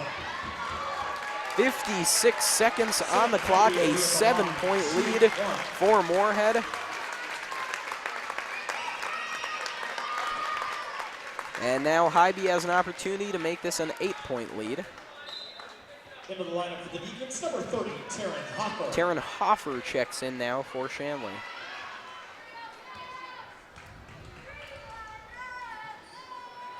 The free throw attempt from Habe is good, so it's an 8-point game. And now the Spuds will take a timeout. So max 56 seconds left, down 8. It's a tough situation. If you're Shanley, what's your game plan now?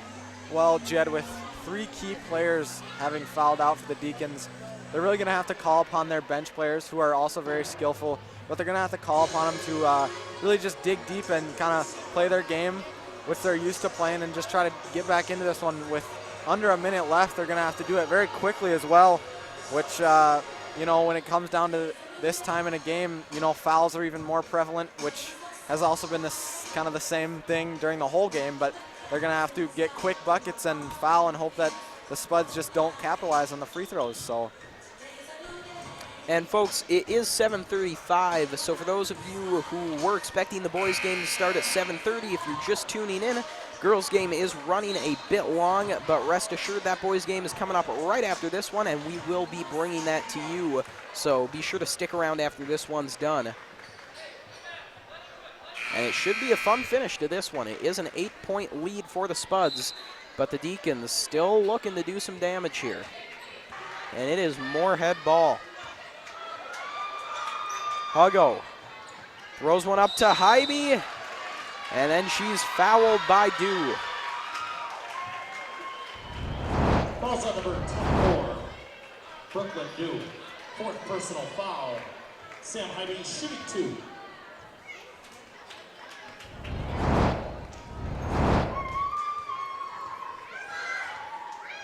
Hybe's first attempt is good.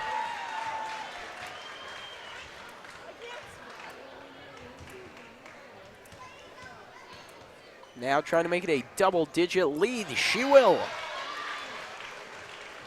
Payne into Hoffer. Hoffer now back to Payne. Payne taking her time, moving in, just about lost a handle, got back to it though. Payne cuts inside, has it knocked away by Holst. And then that ball's on the ground, jump ball. It's going to Moorhead.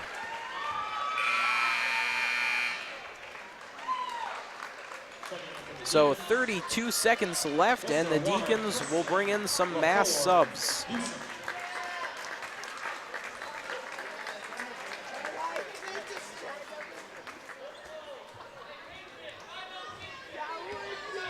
Huggo inbounds to Hybe.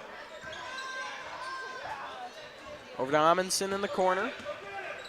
Amundsen to Holst. Then over to Huggo. Huggo back out top to Holst. Then to Hybe. Spuds just moving this ball along. They can't run the clock out, but they can get it close.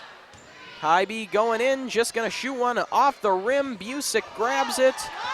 And with a second left, Busick throws up the three, but the buzzer sounds, and that does it. A 72-78 victory for Moorhead. And Max, break it down. What brought us to this point? Well, Jed, that was quite a game, I'm going to be honest. But I don't think we expected really what happened. Moorhead just kind of pulled a lead the whole game, it seemed like. The Deacons could never just really get into a comfortable spot where they normally are with a lead, as we've seen most of this season. But, you know, it was just a great game played by both teams, and it was too bad that Shanley couldn't come out on top, but a great fought game by both teams. Lots of trips to the foul line, as we saw. But, yeah, great game. Yeah, as you said, a great game here. Hard fought one on both sides. In the end, though, it is Moorhead who comes away, handing Shanley only their second loss on the year. Going forward, though, if you're Moorhead, you got to be confident. Already having a great year. They beat Davies. Now they beat Shanley. Spud girls looking very good for the rest of the year. Shanley, meanwhile, headed back to the drawing board now with their second loss, trying to get some experience here, and we'll see what they do with it moving forward. For now, for Max Bush and our entire crew, I'm Jed Thomas. Your final score from Fargo, Shanley Deacons 72, Moorhead Spuds 82. To watch the archive version of this entire game and our other broadcasts, go to shanleytv.com. And folks, stay tuned for the boys game versus Moorhead coming up in just a few minutes right here on Shanley TV.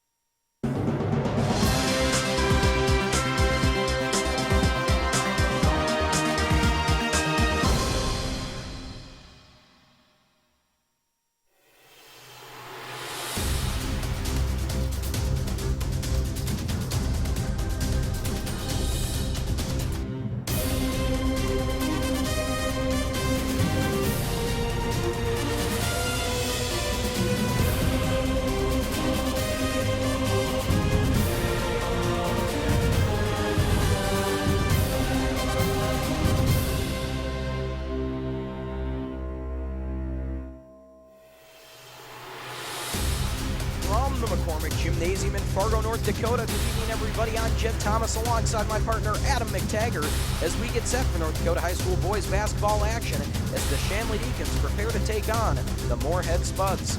Well, folks, we got an interesting matchup for you here tonight between two teams that don't often get to meet.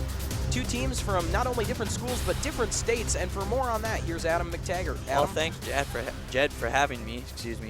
And it's like you said, there's two different states here, so it's going to be a good matchup. They just got to stay out of foul trouble and try to score some big points tonight. All right, so some keys to the game there. As we said, these two teams don't get to play too often. It's a non-conference game, so not huge implications, but it should be a good gauge to see where these two squads are at. Should be a fun one. For now, though, we're going to take a brief break for a word from our sponsors, but don't go anywhere, folks. High school basketball action is next on Shanley TV.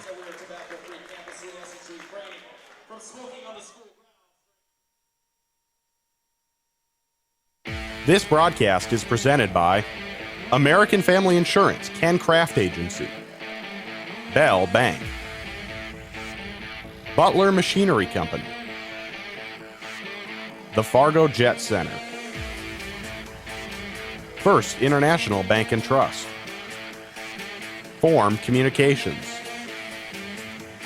Luther Family Buick GMC, Master Construction,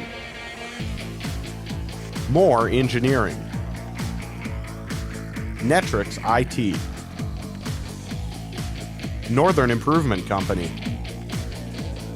Off the Wall Advertising, Robert Gibb and Sons, Sanford Orthopedics and Sports Medicine, Shields All Sports in Fargo, and TCI Insurance. Good evening, folks, and welcome back to North Dakota High School boys basketball action. I'm Jed Thomas, joined by Adam McTaggart, as we're getting ready to see the Shanley Deacons take on the Moorhead Spuds in what should be a fantastic non-conference out-of-state showdown. And for more there, Adam, tell us, what do you think are going to be some of the keys to tonight's game? Well, you have Cam Seville on Shanley's team, and so is Ryan Holtz. They can both be good three-point shooters. And then you have the Moorhead Spuds, and they should look pretty good tonight. Yes, the Spuds having a bit of an up-and-down season, some inconsistencies, but those are two things that I think these two squads share in common. Their inconsistencies are, well, consistent, if you want to put it that way. Both going very up and down, not able to put together very long win or loss streaks. So tonight really could be that moment when they turn it around and maybe put some sort of streak together. Down on the court now, starting lineups are being read. A couple of names to rattle off right now. Ethan Hoff, that's a name you've got to watch. The 6'3" junior guard puts up a whole bunch of points. When he's on, he is on. That's for sure. That's definitely a name to watch on the Moorhead squad. Also, Malik Harden, the guard, he's a sophomore. He might just give you visions of James Harden if he brings his A game tonight. Over on the Shanley side of things, I think the first name you got to watch is Jake Cava, averaging 24 points a game. The junior has taken a huge leap forward for the home team and has put up just gobs of points. Also, Jake Reinholtz, as you mentioned, Adam, is scoring a lot for the Deacons, averaging 16 a game. So it should be fun to see what both teams bring to the table tonight. That it should. Shanley Deacons at a 6-5 mark coming into tonight, hoping to continue to stay above 500. Don't want to fall to 500 even. 7-5 would look a lot nicer than a 6-6 mark. Moorhead Spuds, meanwhile, with just one win on the season. We'll see what they do. Perhaps this can be their turning point. As we said, all it takes is one game. And tonight may be that game for either squad. So both teams now shaking hands and getting ready. Folks, we do apologize for the late start. The girls' game ran long. Not much we could do there. It was a good girls' game, and if you want to see how that one ended, why don't you go watch the archived version of that broadcast when we're all done here. But this boys' game getting started about a half hour late. Should be a good one, though. Hopefully worth the wait. And with that, we're underway as McKeever wins the tip back to Cava, and now Cam Seville is going to start things off for the Deacons. Seville, the junior, averaging 3.6 assists per game. He's going to be moving that rock around the court all night. Cava now looking to go inside to McKeever, and that one will not fall. Immediately taken away And so some strong defense from the Spuds to start things off. Hoff with the pass. That one can't connect to Meyer, and now back come the Deacons with some defense of their own. Jake Reinhold's pull-up jumper won't go, and the rebound grabbed by Meyer.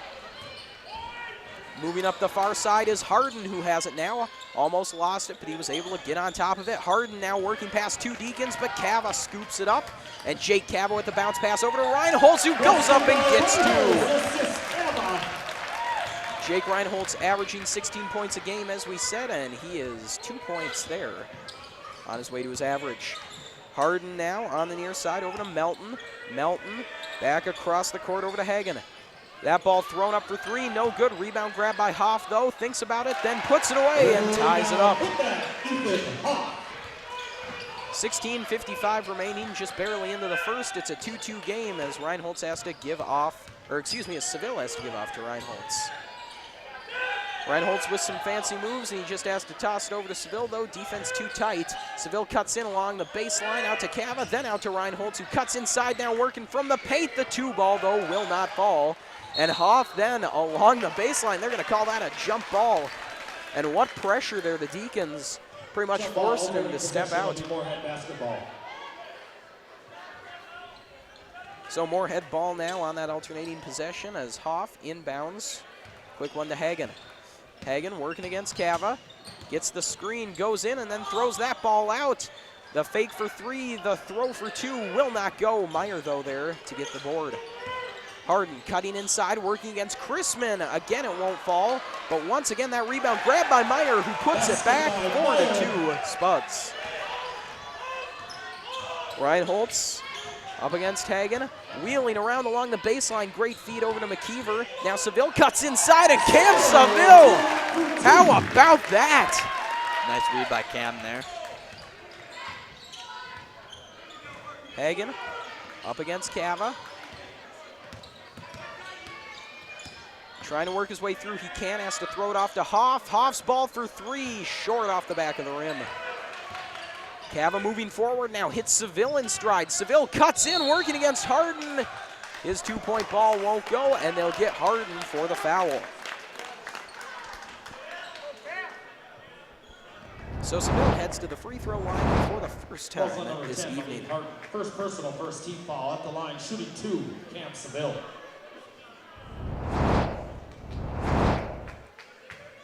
15:34 left to go in this first half as we're tied 4-4, but Cam Seville makes it 5.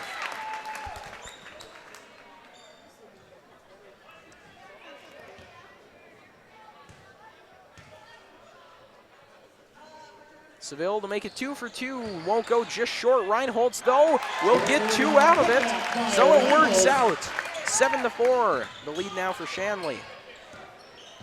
Hagen throws it out to Harden. Harden now cuts inside. Tight D makes a move in the air, and he was fouled going up. So both teams trade fouls early on. Also, 20, Jake McKeever, first personal, first team foul. At the line, foul was on McKeever. McKeever had the right idea there, just couldn't get his feet planted.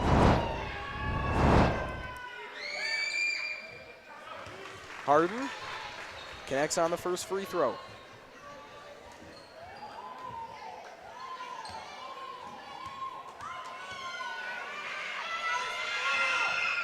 And the second in and out won't go. McKeever there for the rebound. So back to work go the Deacons.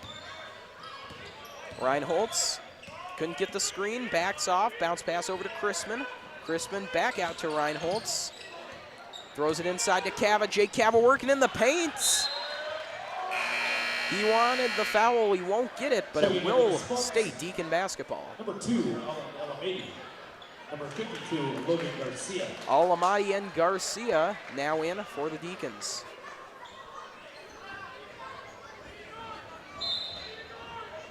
Cava inbounding. Looking, quick bounce over to McKeever. McKeever for 2, he gets it. 15 minutes to go in the first, 9-5 lead for the Deacons. Drew Hagen brings the ball up now. Gives off to Harden. Harden in the corner to Hoff. Hoff cutting in, looking for 2. No good, too much behind it. Gets his own rebound, though. Looking for 2 again. Still can't get it to fall, but he does pick up the foul. 20, Jake McKeever, second personal, second team foul. At the line, shooting 2. So Jake McKeever now with his second of the evening as Hoff heads to the line.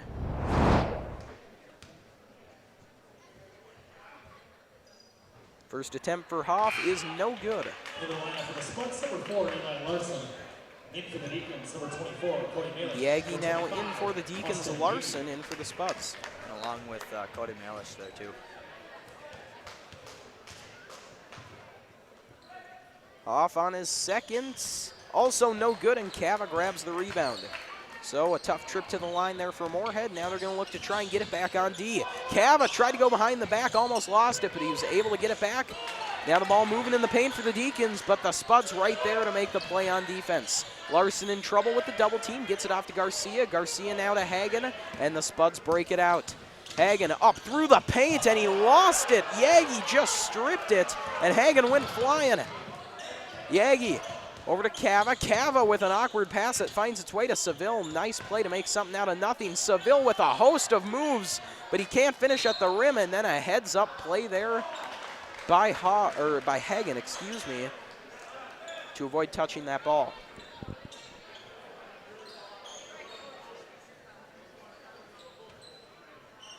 Ethan Hoff inbounds to Larson. Larson now cuts up the near side. In the corner to Alamati, then to Hagen out top. Hagen moving through, and he can't get it to go. Moorhead having some trouble in the paint early on. Seville behind the back, looked for a pass, couldn't find one. Went up for the basket and got fouled. So Cam Seville back to the line with a 9-5 lead and 13:46 left to go in the first. First personal, second team foul. Cam Seville shooting 2. Both teams even now with 2 fouls apiece. Seville's first attempt no good off the back of the rim. Checking in for the Spuds, number 22, Ben Nelson.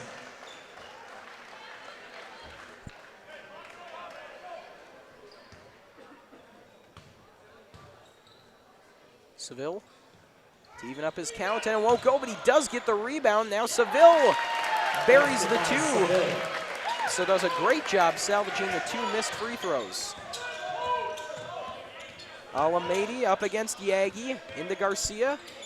Garcia moving around, gives off to Larson, who just about lost a handle on it. Larson with some quick moves up against Seville, then he throws it outside to Hagen. Hagen then in the corner to Alamedi, whose 3 ball no good off the rim, and then over the backboard and out. Deacon ball now with 13-17 left to go in the first. Seville works his way past Alamedi.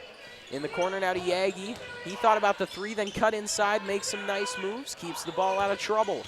Seville still wheeling around, looking for 2, and Cam Seville with a dominant performance early on. He is making all kinds of moves out there, really confusing that Moorhead defense.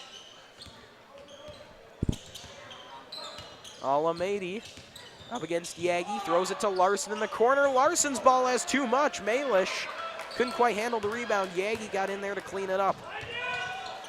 Seville makes another cut, throws it outside to Reinholtz, tried to set the screen, not enough space to work with. Reinholtz now moves in with a fantastic move, still cannot finish after 2 shots, poked the ball away, and then they'll get Jake Reinholtz for the foul.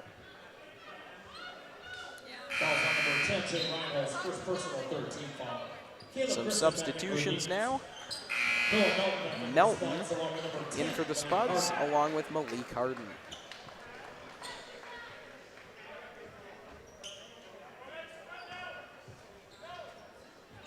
Inbound now to Larson. Larson up against Yagi. Coming across the near side, has to cut back. Looking to Garcia. Garcia back out to Larson. Cuts inside, throws it out to Harden. Fakes the 3, and they catch him for the travel.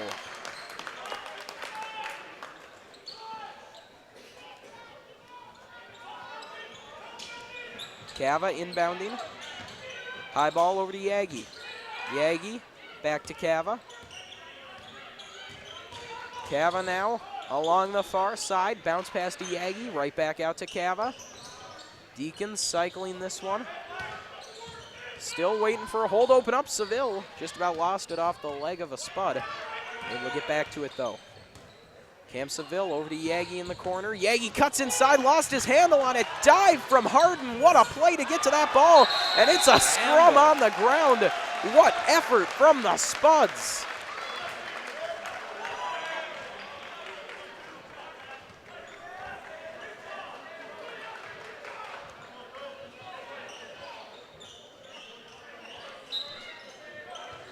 Cava in the corner to Malish. Malish to Chrisman, then back outside to Cava for a long three, and he drains it! Jake Cava with the 3 ball. And that one should have been 4 with the distance he put on that thing. Larson then a miscommunication. He was trying to get that one over to Melton. And that one goes out. So a turnover there for the Spuds, trailing 16-5 with 11:25 left to go in the first half.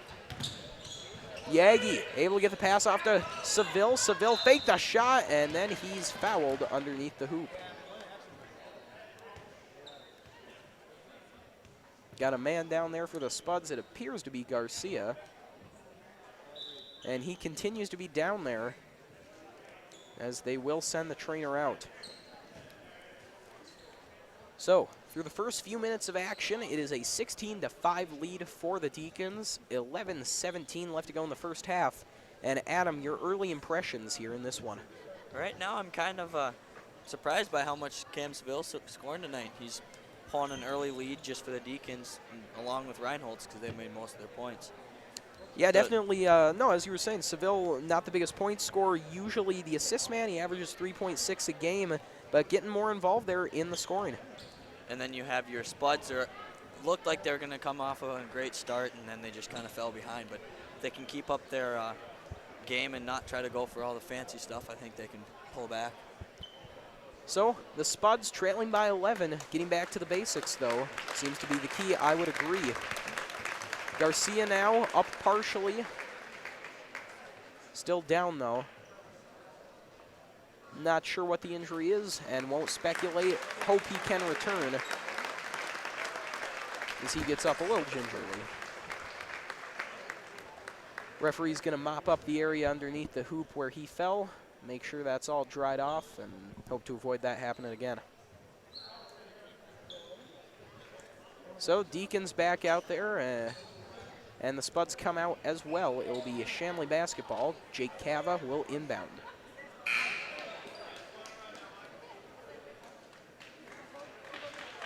Drew Hagan back into the Spuds. Hagan in for the Spuds now as Cava inbounds to Yagi. Yagi looks, thought about going to Chrisman. Now he's stuck in the double team, but a great pass. Way to save that by Yagi. Cava now takes it up top, cutting down through the slot, looking for 2. Jake Cava's denied. Ball's still loose. Cody Malish got to it on the ground, and now Reinholtz has it. He had an opening, but he cuts back, gives to Yagi. He thought about the 3, then he throws it to Cava. Jake Cava's going to take the 3 and get it. Jake Cava shooting 42% on the season with 26 makes. Make that 28 now with tonight's totals counted. Reinholtz lofts one, looking for Cava. Cava looking to add to his point total, and he does.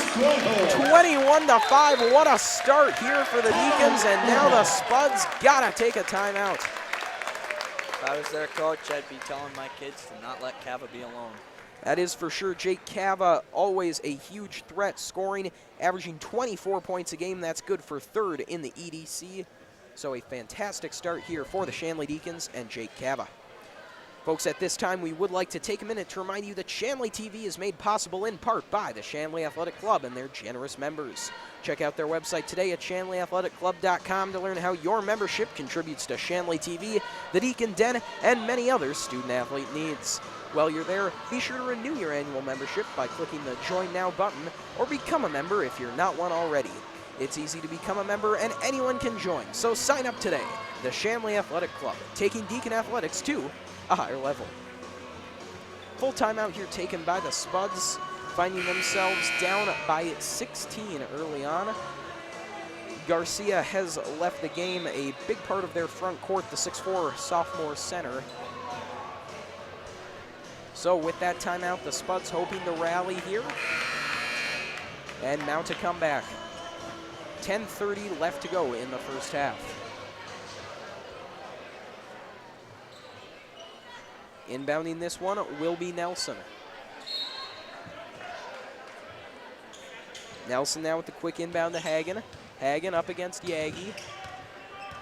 He drops back, hands it off to Harden. Harden then goes right back to Hagen.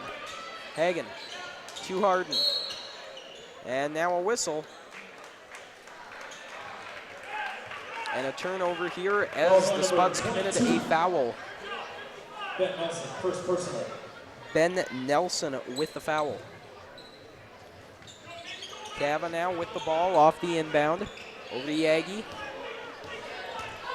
Yagi moving along, throws it inside to Chrisman. Chrisman headed up for two, no go, but he is fouled. Fouls on number 24, Noah Melton. First Foul personal. on Melton. 15 foul. Caleb Chrisman shooting 2. Chrisman now to shoot two. Chrisman's first attempt is good.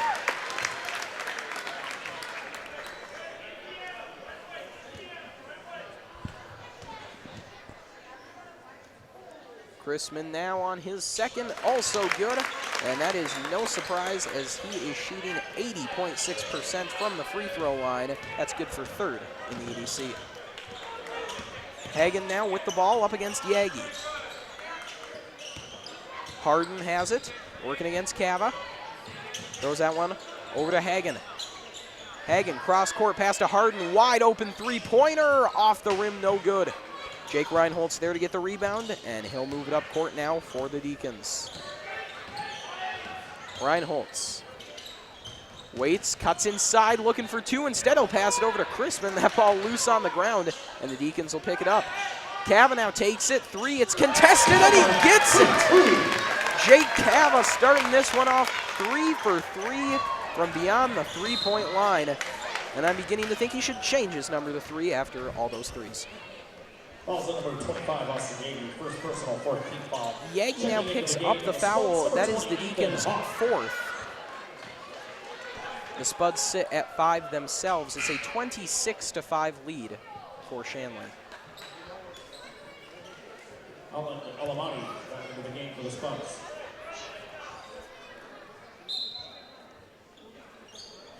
Malik Harden inbounding. They'll give that one off to Hagen, and Hagen goes to work now for the Spuds. Hagen off the screen, can't get too far, throws it out to Harden. He fakes the shot. Harden outside to Hoff. Then over to Myers. Alamadi out to Harden. Hagen on the near side. Spuds cycling this ball around, trying to find an opening. They just have nowhere to go right now. Meyer pivoting around in the paint, and then Hoff grabs that loose ball, gives over to Hagen. 3 seconds on the shot clock. Alamadi takes a shot and drains a long three. Malish now in the corner, tried to get it over to Chrisman. It was tipped out by a Spud.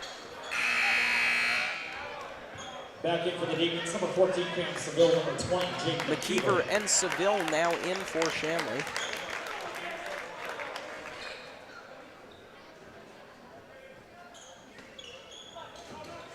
Seville over to Yagi.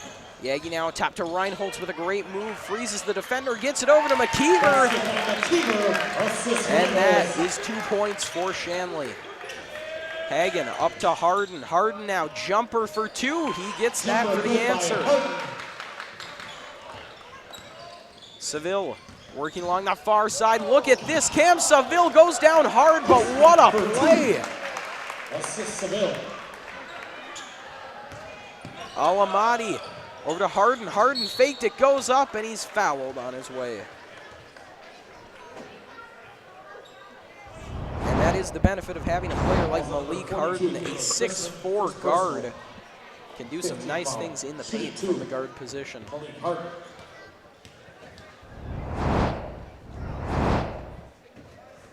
Harden's first attempt no good off the front of the rim.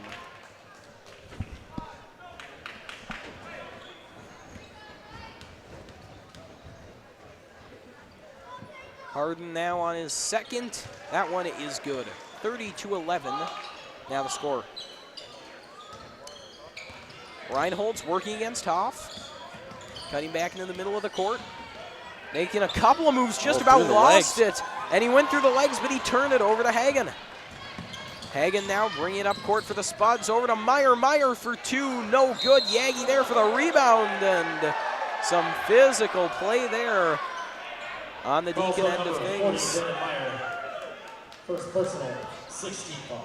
And they'll get Meyer for the foul with 7:49 remaining in the first. Yagi over to Reinholz. And Jake Reinholz now moving along the far side. Cross-court pass over to Yagi. Now to Chrisman in the corner for three. And Caleb Chrisman joins the party with a three-pointer of his own.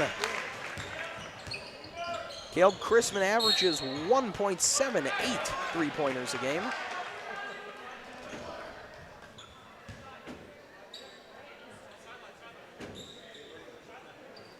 Little confusion down on the court.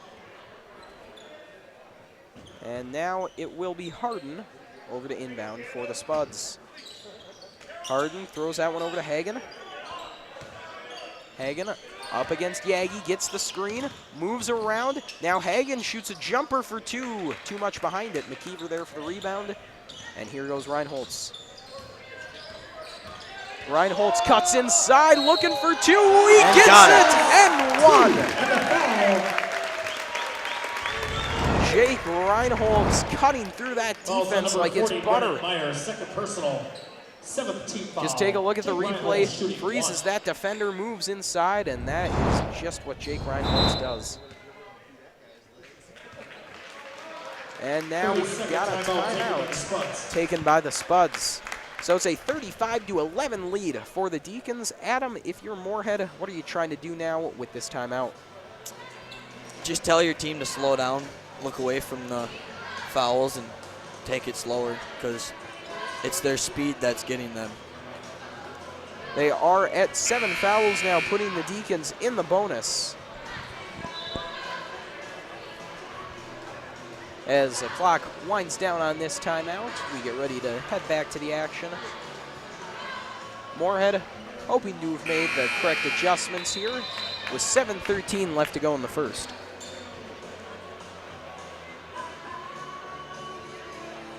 It's Jake Reinholz at the line, trying to complete the three-point play.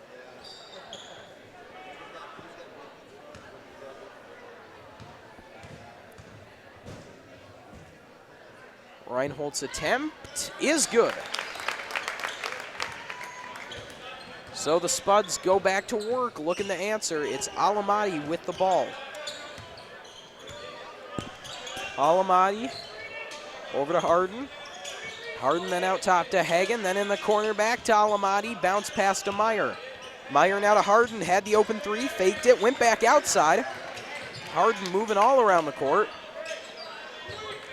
Now Hagen has it, but he's got tight D from Reinholz. Hagen trying to get out of trouble, evades the double team, got it to Hoff. Hoff's three-pointer won't go, McKeever's there.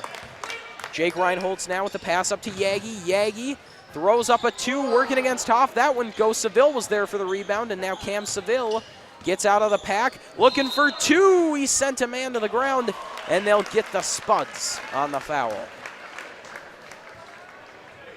So Cam Seville at the line once again, and he has drawn a lot of fouls here tonight. Malik Harden, second personal AP foul. Cam Seville shooting. Seville's first attempt no good off the front of the rim.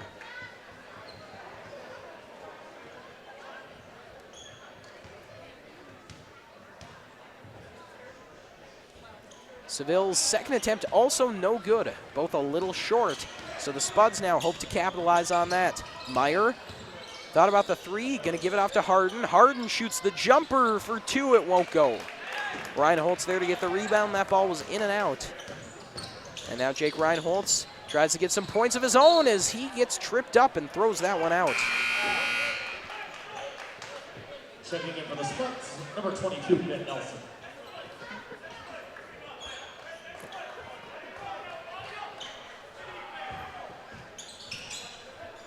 Reinholtz over to Yagi. Then out to McKeever, then inside to Seville. Look at that! He was able to get the two in the process. Cam Seville going sky high, 2 points and the foul. And Cam Seville continuing a tremendous night. Falls on number 2, Ellen Alamani.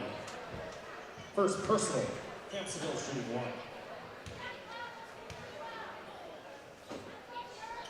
Seville completes the three-point play. And now the Spuds go to work with 6:01 left in the first half. Hoff directing traffic, throws it inside, then back out to Alamati. Thought about the three, gets it back to Hoff in the corner. Hoff looking to go inside to Meyer. Meyer up against Chrisman, outside to Hagen, wide open three-pointer off the back of the rim, no good. Reinholtz pulls the board. Seville moving down court, he cuts back, looks, cuts inside, fake the pass, looking for two, will not go. Out of bounds.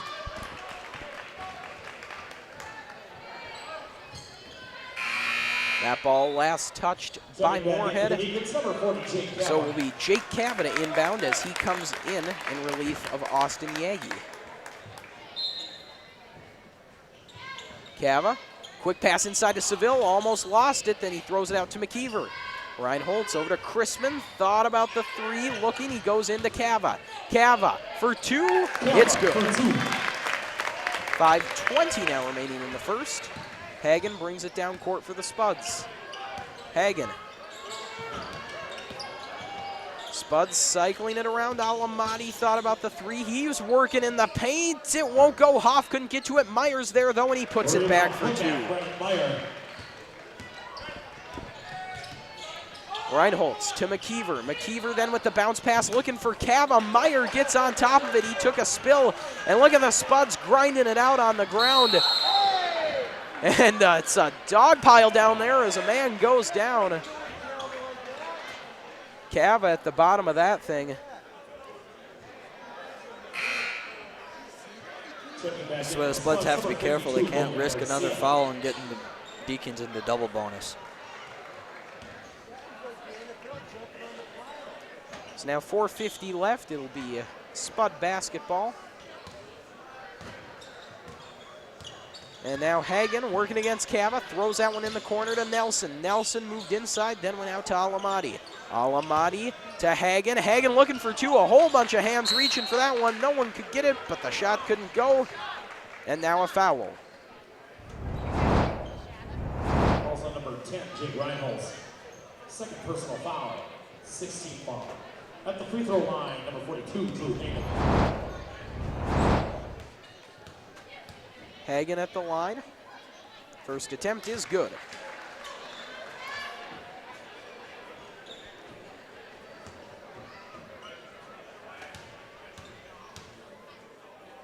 Hagen now on his second, also good. So Drew Hagen with a productive trip to the line. Reinholtz now down the middle, throws it out to Seville, fakes the shot, looking for two. Took an awkward fall, able to stay on his feet, get it out to Cava. Cava for three. Finally can't connect on one after a great streak. And then the whistle and a foul. The Deacons now pick up their sixth. Make that seventh. 20, Jake McKeever, third personal, 17th foul. Austin Yagi back in for the Deacons. Austin Yagi in now for Shanley. Number 20, Ethan Hoff. As both teams are now in the bonus.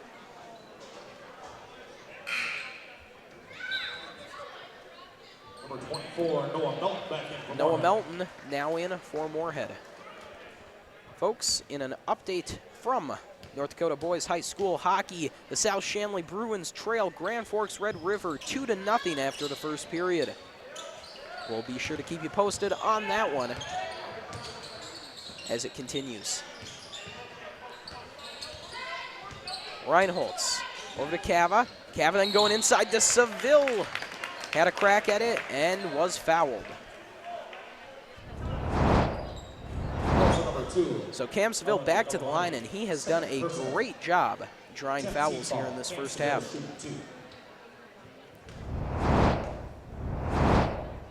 Seville's first attempt is no good off the back of the rim. And at this time, we'd like to give a shout out to Ken and Mary watching in Mesa, Arizona. Glad to see you're watching. And folks, if you're watching at home or from anywhere, be sure to get in contact with us on social media. You can find us on Instagram, Twitter, and Facebook. Let us know where you're watching from. Give us your name, and we'll try to give you a shout out on air. 4:05 now left in the first half. Larson up against Seville. Larson throws it over to Nelson. Nelson cuts in the paint, looking. Gets it outside then. As the Spuds continue to cycle, a three-point ball no good off the rim. And Moorhead continues to be stuffed in that offensive zone.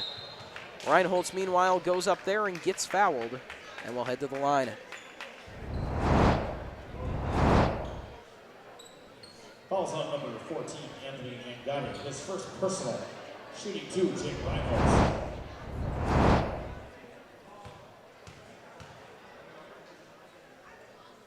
Reinholtz, first attempt, no good, off the back of the rim.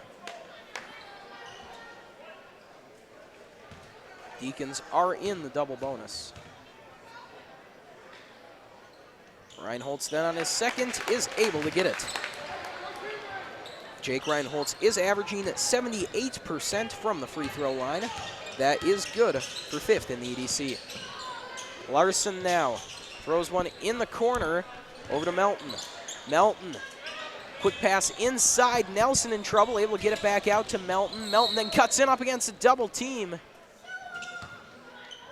And we got a whistle and a foul on Yagi. That is the 8th team foul for the Deacons. 3:23 left to go in the first.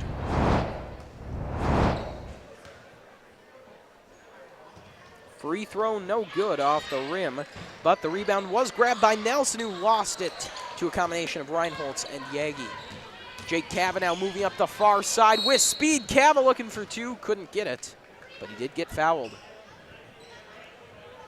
And that has been said a lot here in this first half. Both teams really trading fouls here.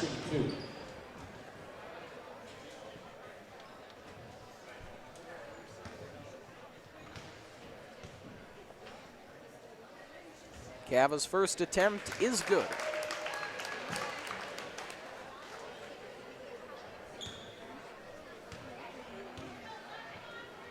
Cavanaugh on his second, also good. Larson bringing it up to the near side of the court. Working against Seville, a nice move around the back. Then he dumps it off to Nelson. Nelson, quick pass, and that ball is given up to Chrisman. Melton couldn't hang on. Reinholtz going at it with Angotti.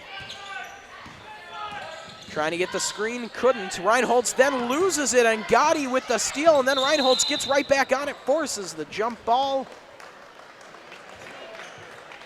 And so it will be Shanley basketball.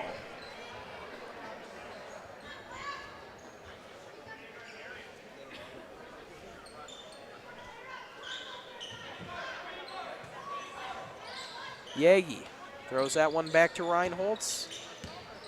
Now Reinholtz from deep in his own zone. Moving up court. Looks for a pass and finds an opening in Seville. Seville cuts back out to the top of the key, throws it to Reinholtz. He shoots for three, no good off the rim. Garcia now back in the game as he grabs that rebound. Larson moving one way, then back out. Melton passes it over to Angotti. He faked the three, works along the baseline, throws it out to Melton. Nelson out to Larson. The Spuds continue to pass this one around. Larson throws up the shot, and the rebound is grabbed by Chrisman. Seville throws it over to Yagi. Yagi up against Larson, out to Chrisman. Chrisman shoots for three, no good, short. Under 2 minutes now left to play in the first half. Larson inside to Garcia. Garcia looking for two, no good off the rim. Ball loose, grabbed by Yagi. Reinholtz to Chrisman, back out to Reinholtz. Jumper for two, he gets it. Jake Reinholtz all about that jump shot, got one of the best in the game. Larson looking for two, took an arm to the face there as he ran into traffic. And now Reinholtz brings it up court for the Deacons. Reinholtz gets the screen, throws it over to Chrisman, then to Cava. Cava over to Seville. Seville to Reinholtz. In the corner now, Yagi. Chrisman back out to Yagi. All the way over to Seville, who's going to shoot the three. No good. Again, off the rim. Cava then just about made the play. And Larson caught for traveling.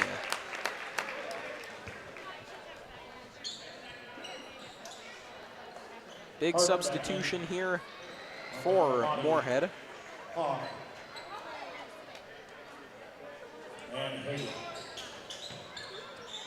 Cava, quick inbound to Reinholtz. Jumper, two, gets it.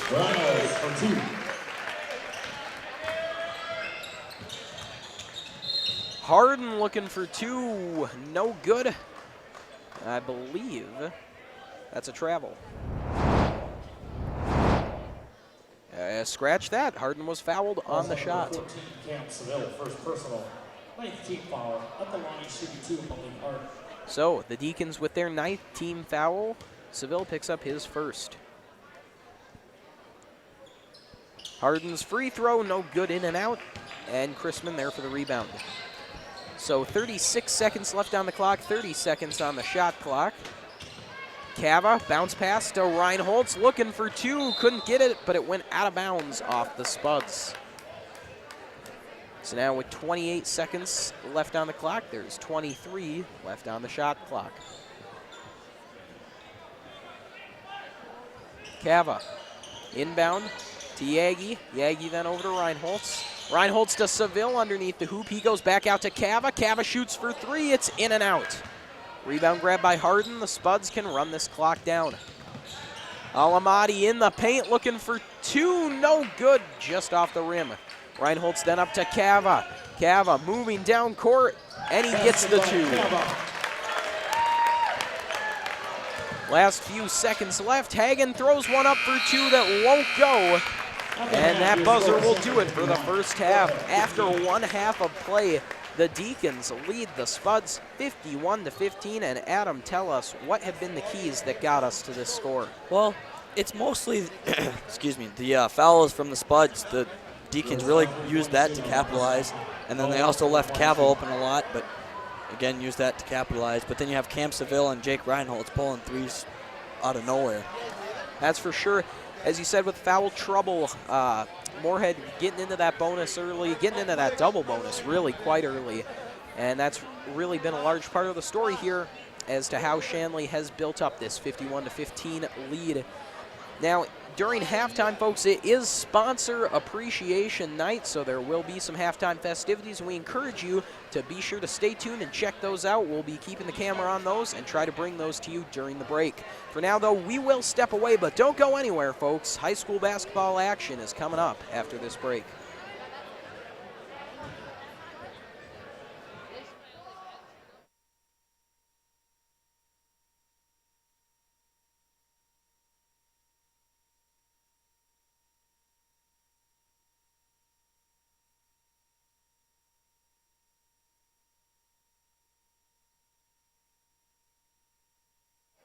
Thank and recognize all of our sponsors. Without your continued and generous support of Deacon Athletics, we would not be able to assist our athletic department in taking Deacon Athletics to a higher level. As you are called, please come to center court to be recognized. I waved as I drove. Your major sponsors: Advanced Garage Door Incorporated, American Family Insurance Craft Agency, Beyond Boundaries Therapy Services, Bottle Barn Wine and Liquors, Bulger Funeral Home, Larry and Jim Bulger, Butler Machinery, CHI Riverview, Dabber Custom Homes, Don's Car Washes, Fetzer Family Chiropractic, Dr. Christy Fetzer, First International Bank and Trust, Great Plains Integrated Marketing, Happy Joe's Pizza and Ice Cream, High Point Networks, Holiday Inn Fargo, Hornbachers, Egg Printing, Master Construction, Ford Engineering Incorporated, Northern Recruitment Company, Off the Wall Advertising Incorporated, Park Mortgage, Greg Dean, Felicity Kowalski Construction, Promotional Solutions, Ruby Tuesday of Fargo, Sanford Orthopedic Sports Medicine, SFP Health System, Tax Experts, Seth A. Johnson, The Forum, the RLE Group, Union State Bank, Walton Construction, 40th Avenue Storage, A Cutting Edge, Jeff Gray, Alaris, American Federal Bank, Jason Jagler, Bank of the West, Bell Bank, Burns Wines and Liquors, CI Sport, Capital Credit Union, Catalyst Medical Center and Clinical Spa, Dr. Susan Matheson, Catholic Charities of North Dakota,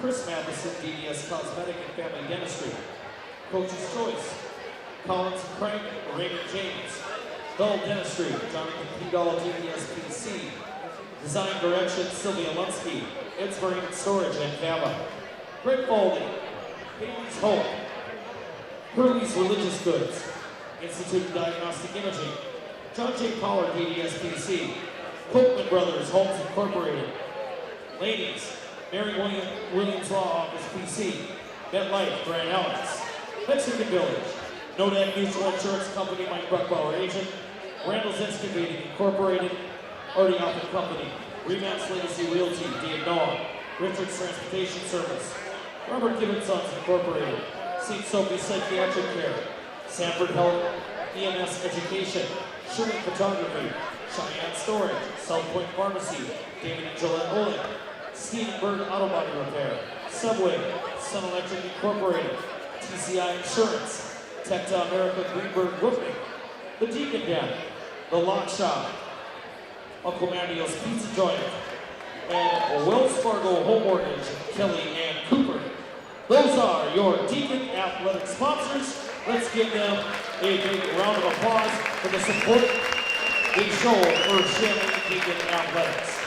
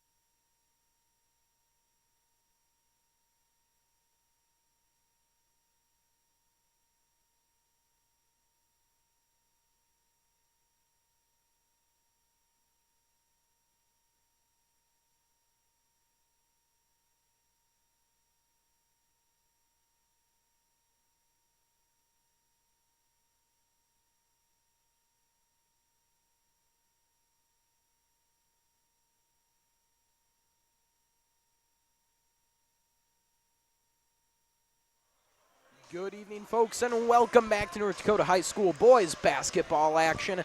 I'm Jed Thomas alongside my partner Adam McTaggart as we get ready for the second half of action here between the Fargo Shanley Deacons and the Moorhead Spuds. Now, before we get back to the action, folks, we would like to take a minute to remind you Shanley TV is made possible in part by the Shanley Athletic Club and their generous members.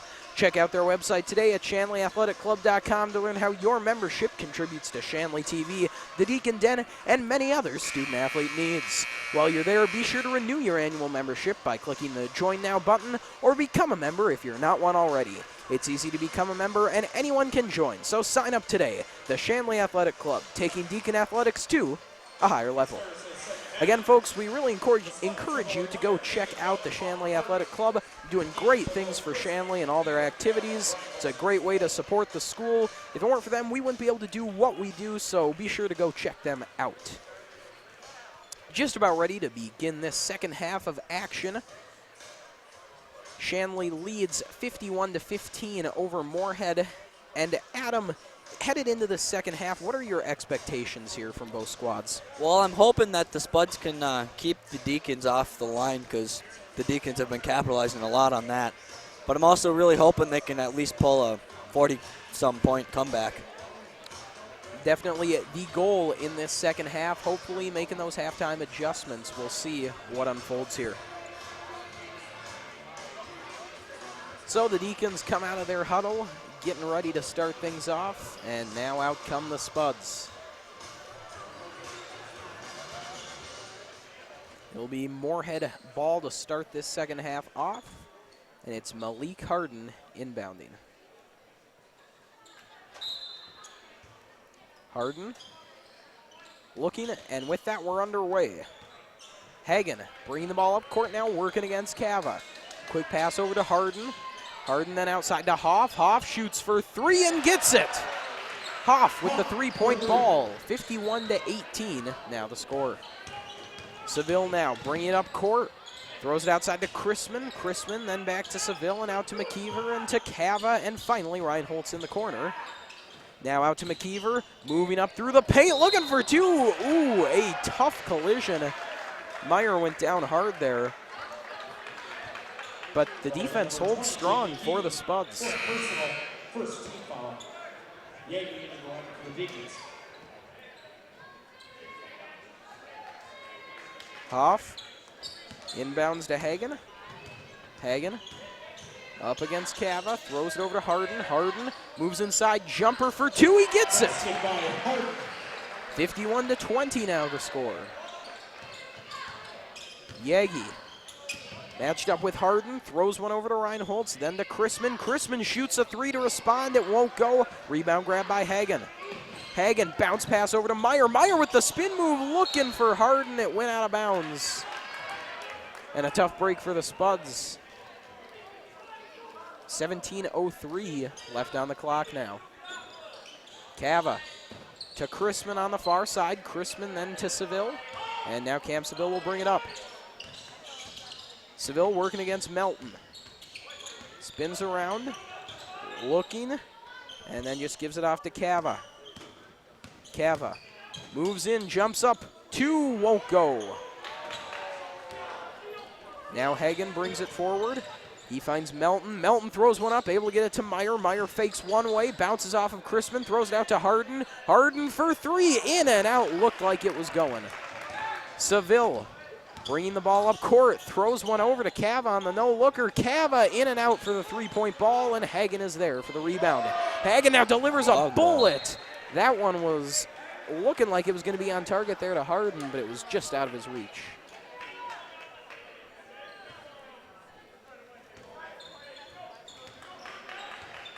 Ryan Holtz bring it up court now.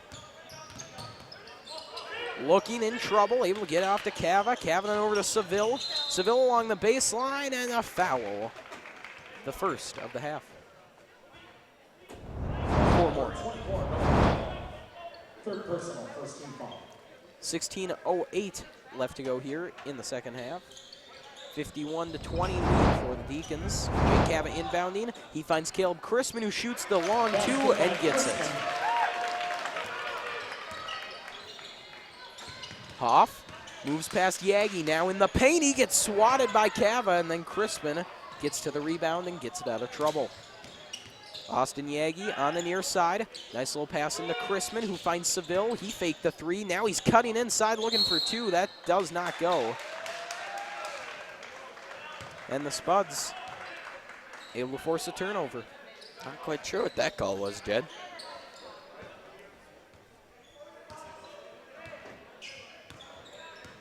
Hagen up against Cava, throws it over his head into Meyer. Meyer gets out of trouble, gives that ball off to Melton, and then Melton looking for Hagen, and that pass goes out of bounds. And on a couple of occasions here, the Spuds have looked like they've had space, and a lot of their passes have just been out of reach. Some good opportunities, but that passing just a little off for them. Calls on number 40, Brennan Meyer, third personal, second. So Meyer picks up his third. And now Austin Yagi's at the line to shoot two.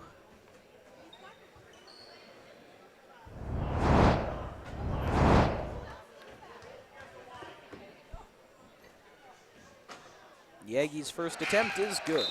Into the game for the Spuds, number 14, Anthony Angadi. Also number 22, Ben Nelson.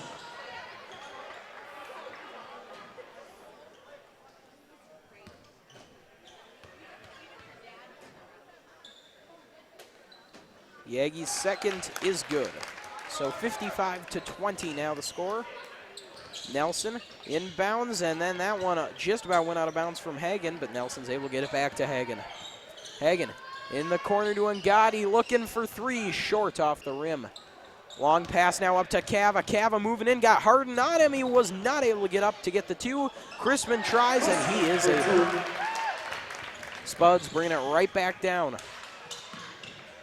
Hagen to Ngadi, then back to Hagen. Hagen outside to Hoff. Off to Harden. Harden for three, in! Harden hits the three ball to make it 57-23. Yagi up against Ngadi. Over to Reinholtz, just gets out of pressure. Reinholtz moving up now. Quick pass to Seville, who was in perfect position but couldn't put it away. And then the foul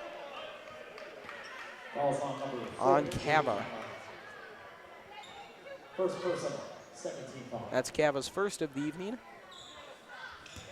And the Spuds bring it down the court now with 14:37 left. Hagen outside to Nelson, to Ngadi, then to Harden. Harden, fresh off that three-pointer, going over his options. He just gives that one off to Hagen. Hagen to Hoff, back to Hagen, and then Hagen tried to wrap around with one hand, but could not get it to go. Cam Seville then with some moves. Quick pass over to Reinholtz, who gets the layup. Harden up against Seville. And we got a whistle and a foul. Cam Seville caught reaching there. That's his second and the third for the Deacons. Aaron Seafelt and Cody Malish in now for Shanley.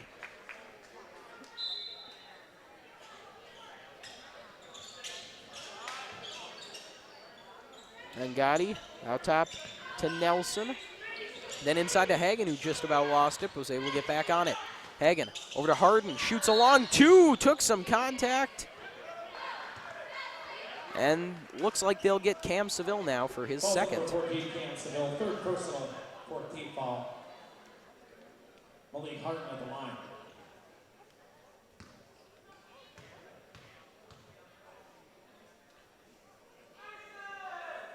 Harden's free throw is good.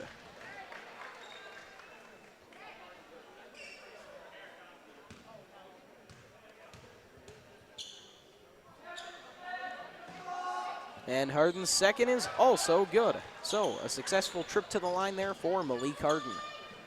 Cava then with the pass, hits Seafelt in stride. Seafelt with the move to go in and get two. Aaron Seafelt with a nice move. Now Harden trying to answer. Hagen Out top, over to Ngadi. And Ngadi cuts inside. He finds his way into a double team and then had it stripped by Cava. But it's ruled a jump ball. Some more substitutions now here for the Spuds. Noah Melton and Alend Alamati in. Yagi throws it into Cam Seville. Now Seville moving forward up against Melton. Seville to Seafelt in the corner. Seafelt in a bit of trouble, trying to get out of a spot, able to get it off to Cava. Cava then, with a couple of Spuds on him, is still able to get the basket. 63-25, now the score. Melton moving in, looking for two, stripped by Seville. Seville over to Cava. Cava gets another two. I hate to say it, but I see a lot of Jacob Hagler in him. Cam Seville, that is. Sorry. Spuds looking to answer. Ball thrown up. Taken by Yagi. 12:30 now left in the second. Seville outside to Yagi. Looking for two off the rim. No good. Melton brings it up the court now. Outside to Ngadi. Ngadi in the paint now. Can't get the two to go. Able to get his own rebound and then throw it outside. Off for three off the rim. No good. And then that rebound's grabbed by Cava. Able to wrestle it away from Nelson. Seafelt with the pass over to Yagi. Then out top to Cava. Cava going in. And it looks like they'll get Jake Cava for the charge. 11:59 now left. Tate McKeever back in for the Deacons. Number 52, Logan Garcia. And also number 34, Gavin Baki in for the Spuds.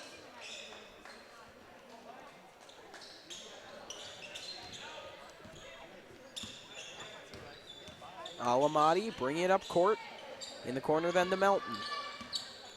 Melton outside to Alamati. He's looking for three and he gets it. Yagi over to Seville. Cam Seville worked his way into a double team. Now he's trying to work out of it. He throws it over to Yagi. Yagi up against Alamati, hands off to Seafelt. Seafelt with a great move to get it over to McKeever, and then Seville. Seville shot for three, though, wouldn't fall, but there's Aaron Seafelt to get the rebound. Lost it, though, on the ground. Alamati in trouble, got a lot of Deacons on him, and then it's Cam Seville who takes it away and goes behind the back. Still working to get control, and he finally sells it down on the near side. Seafelt over to Yagi. Then to McKeever in the corner. McKeever bounce pass looking for Malish. A whistle and a foul.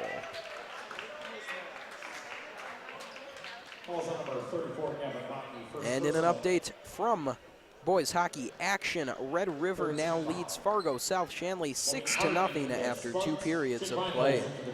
Also in EDC boys basketball, Davies is on top of West Fargo 30-25. Reinholtz to McKeever. McKeever now shoots the jumper for two, no good. Rebound pulled by Melton. Melton bringing it up. Thought about it at the three-point line, then throws it inside to Garcia, whose shot does not go.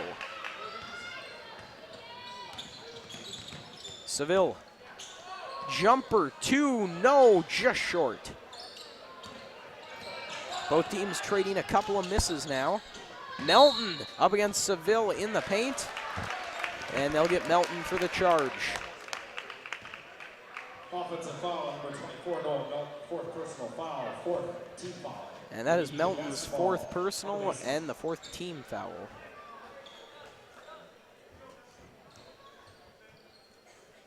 Seville over to Reinholtz. Reinholtz now trying to bring it up, working against Alamati.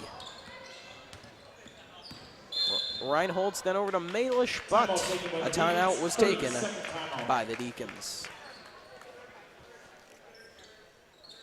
And now we would like to remind you folks to tune in this Thursday, January 19th, for girls varsity basketball as the Deacons take on Grand Forks Central at 7:30 p.m.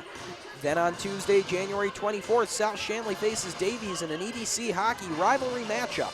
Face-off is scheduled for 7:30 on ShanleyTV.com.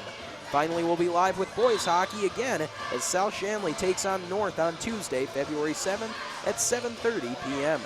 For a list of all our upcoming broadcasts, go to ShanleyTV.com and click on the Upcoming Broadcast tab. Folks, one quick note about that schedule. We will no longer be covering this Saturday's basketball games versus West Fargo due to an unforeseen crew scheduling conflict. We won't be able to bring those to you, and we apologize for the inconvenience. Malish inbounds to Reinholtz. Now Reinholtz, with a couple of moves to get past Alamati, finds Seville in the corner. Seville out top to McKeever. McKeever then over to Seville. Seville along the baseline, turned back by Melton. Gives it to McKeever. McKeever, not sure if that was meant to be a pass, and then it was taken away by Alamati. Alamati with some moves, but he just couldn't finish, and then Aaron Seefeld's there to take the rebound. Seefeld over to Seville. Seville again up against Melton. He gets it to McKeever. McKeever back out to Seville. Seville surveys over to Seefeld. Then Reinholtz. Reinholtz able to keep it in. McKeever looking for two. Can't get it, but he draws the foul with 9:35 left on the clock. I'm glad to see that the Spuds haven't totaled up as much fouls as they did on the first half. Definitely reining in that foul trouble. It was a big contributing factor to the lopsided score in the first, but they've done a much better job keeping it close here and keeping those fouls down. It's overall been a good second half here for Moorhead. McKeever's first free throw, no good. Number 12, Mason Timmy.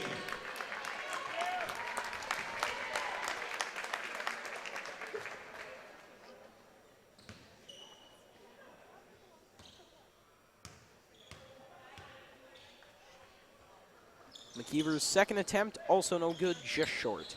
Garcia pulls that one down, and now Melton's bringing it up court, but a timeout's taken by Moorhead. So the Spuds now take a full time out, and Adam, if you're Moorhead, what are you doing with this time now in this timeout? That's a good question, Jed. To be honest, right now, I think I'd be telling my kids to slow down again, just get back to the basics of slowing it down and not trying to do all the fancy moves and trying to get around the Cam Seville and Jake Cava. Just go up the gut and see if they can draw a foul to get him on the line. Try to turn some of that foul trouble on the Deacons. So we'll see what they do out of the timeout. Folks, don't forget that you can connect with Shanley TV on social media, get the latest updates about Shanley's sports teams, plus reminders about upcoming broadcasts. Like our Facebook page today at facebook.com/ShanleyTV. Follow us on Twitter at ShanleyTV. And now you can follow us on Instagram at ShanleyTV. Some good ways to stay informed about what's going on with our broadcasts and Shanley sports overall. And folks, if you're watching tonight's game, be sure to let us know over one of those social media channels so we can give you a shout out on air. Give us your name and tell us where you're watching from, and we'll try to give you a shout out on air.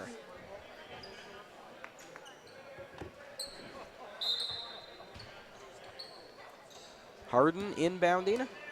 He finds Alamati.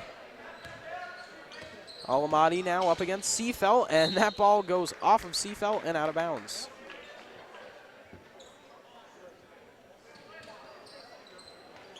Harden trying to inbound that one to Alamati. Seefeld just about took it away, but Alamati was there in time. Shot for two won't go. Garcia under the hoop also could not get it to fall, and McKeever was there for the rebound. Timian now, bring it up court. Reinholtz with the bounce pass into Malish. Couldn't settle it down, though. Harden backs off, was in trouble. Staying along that three-point line, bounce pass to Garcia, looking for two, just out. Reinholtz up to Seefeld. Seefeld looking for the two, and it won't go, but there was a whistle beforehand. Calls on number 2, Alamadi, fourth personal. Alamadi picks up his fourth now.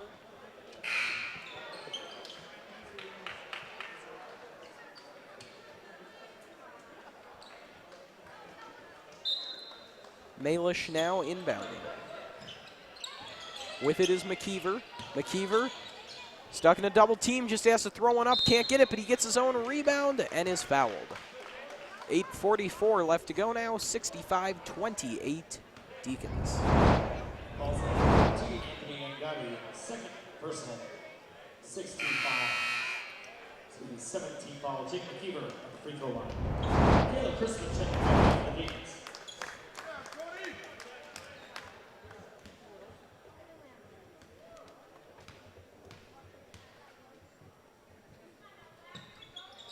And that free throw won't go. And Gotti is there to grab it, and another foul. Falls on number 3, Aaron Seafelt. This time on the Deacons, it's Aaron Seafelt who picks it up.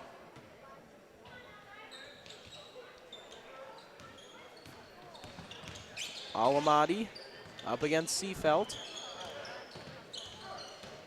Trying to generate some space. We'll bounce pass then over to Hagen. Hagen in the corner to Angadi, then inside to Garcia, and some nice passing by the Spuds.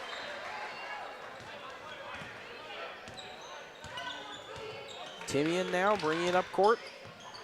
Sends it over to McKeever. McKeever looking to pass that one across court, but it went off the side of the backboard.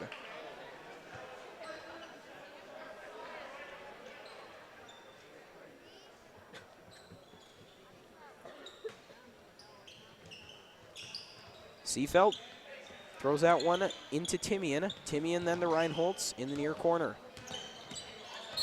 Reinholtz in a bit of trouble, and he's fouled. Also number 14, Anthony Angadi, third person. Angadi picks up his third, and that is now the 8th team foul for the Spuds.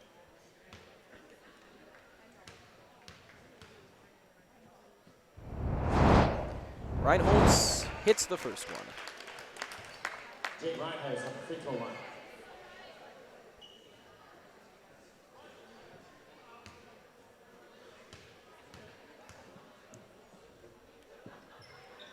And Reinholtz's second, also good.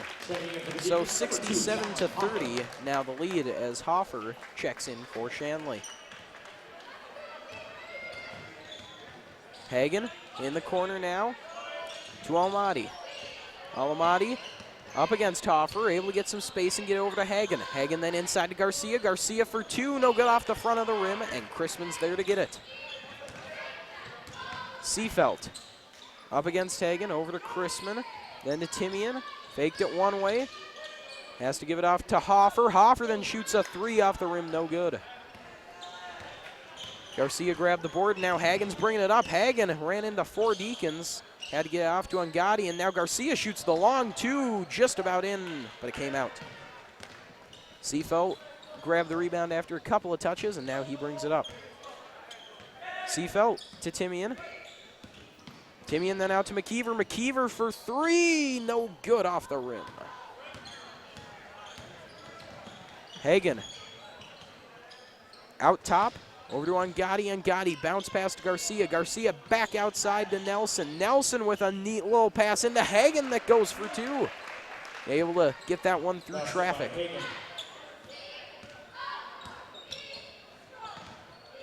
Timian to Chrisman. Then to Hoffer.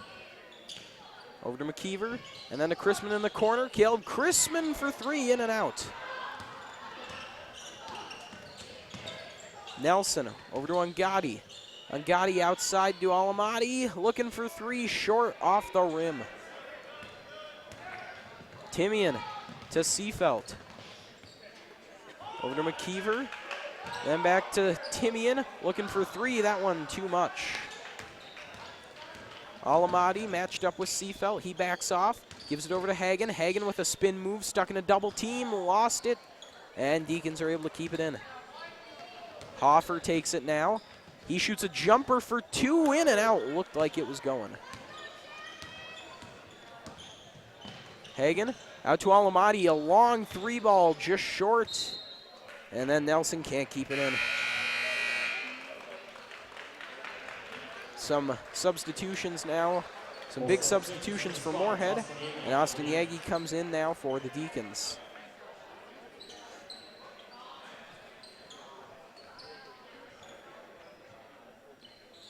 Yagi inbounds to Hoffer.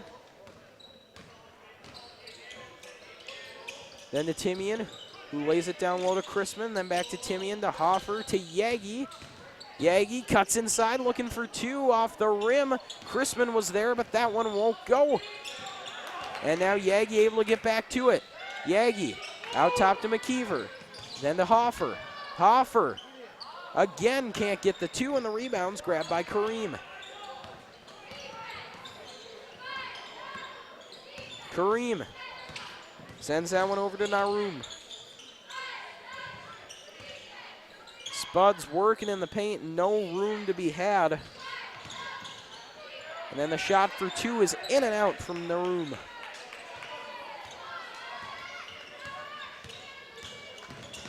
Timian up against Kareem, gives it over to McKeever, then to Hoffer.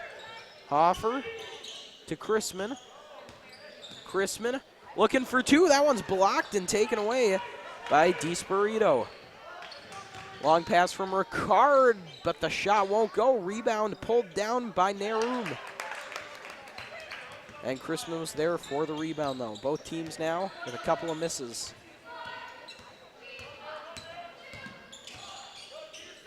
Yagi out top to McKeever. McKeever trying to hold on to it. He can't though. Kareem took it away. And hustle from Kareem gives that ball over to Moorhead.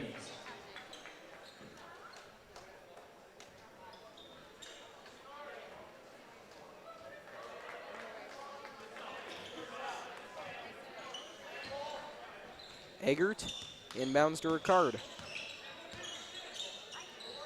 Ricard now in the corner to Naroom, then inside.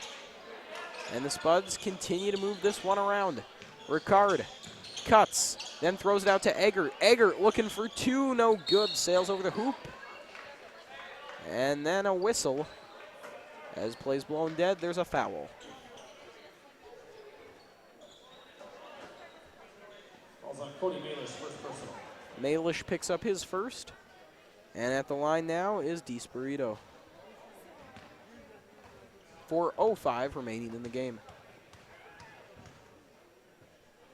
DiSpirito cannot get the first one to go, and Yagi's there to grab it. Austin Yagi now. Moving up, throws it over to Hoffer. Couldn't quite get it under control, though. Now Malish shoots the three, and it won't fall. Ricard with it now. And now a whistle and a stop in play as there was a foreign object on the court.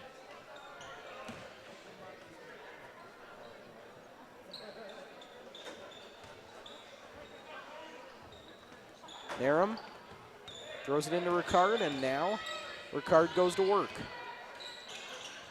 Throws that one over to Narum, then inside to DiSpirito. DiSpirito over to Eggert, and that's waved off, foul. Also number 24, Cody Malish. They'll get Malish for his second now. The free throw line, number 50, Joey DiSpirito. DiSpirito can't get the first one to go. Timian brings it up the court now, cuts back, trying to get away from Kareem. Hoffer has it now, over to Malish. Malish then out, back to Timian. Timian to Malish, inside to Yagi. Yagi over to Hoffer. Hoffer along the baseline, back out to Yagi. He had the right idea, but the Spud defense got in there and broke it up.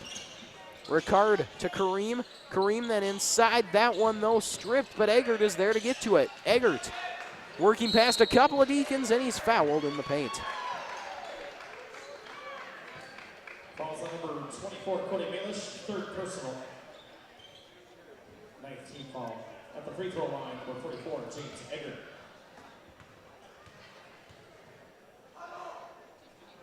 Eggert's free throw is good.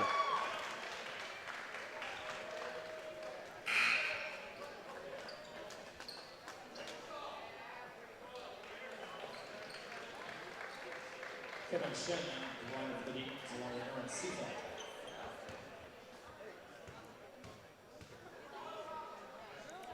Eggert on his second, no good. Malish there to pull it down. Timian working up against Malewa. Throws it over to Malish. Malish then looks one way, has to give it to Seafelt. Seafelt cutting a couple different ways, gives it to Shen. Shen looking for Timian, but that one just out of reach. Checking in for the Deacons, number 52, Sean Peterson, number 22, Miles Wasik. Peterson and Wasik come in now.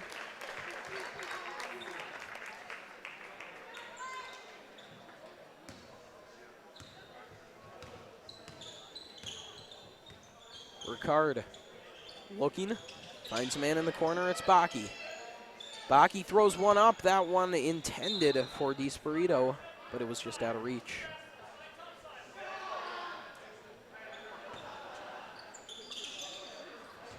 Peterson bringing it up the court. Shen out top to Wasik. Wasik over to Peterson. Jordan Peterson for three off the rim. But Sean Peterson there to get the rebound. Wasik couldn't get the shot to go though, and Malewa brings it up court. Malewa looking to go past Peterson. And they'll get Malewa for the charge. Also number 32, Hamza. That is nice for the Deacons to have Sean Peterson a head taller than everybody out there just to reach up and grab it. Jordan Peterson with the ball now. Over to Seafelt. Back out to Peterson, then to Wasik, and over to Shen. Shen curling inside along the baseline, tried to get it to Sean Peterson, but he double dribbled. Just a little over 2 minutes left to go now. Ricard. Over to Baki. Baki out top to Malewa. Malewa gets the screen. Has no one to give it off to, though. Throws it over to Baki. Baki looking to get that one inside, and he was able to. Malewa now with the open three, and it's off the rim and grabbed by Peterson. DiSpirito's pass intended there for Baki. Bounced off a shoulder, and the Spuds unable to get the points out of that possession. Wasik out top working against Malewa. Finds Shen in the corner. Shen fires a three and hits it. Kevin Shen with the three-pointer now. And now Eggert has it out top. Baki to Malewa. Malewa gets the screen, had some space, goes inside. And the two ball won't go. Rebound though, grabbed and put back by DiSpirito. Under a minute remaining now in the game. Wasik has it on the far side. Now Shen in the corner, gets it back into Wasik when that one is knocked away and out of bounds. And last touched by a Spud. Along with number 0, Mohammed Kareem.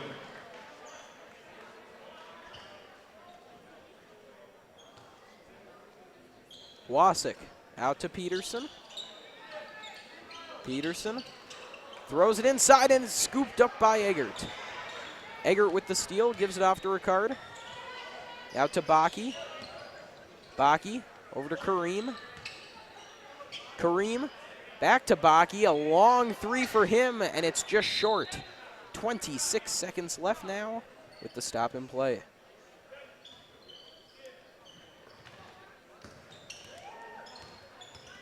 Jordan Peterson now.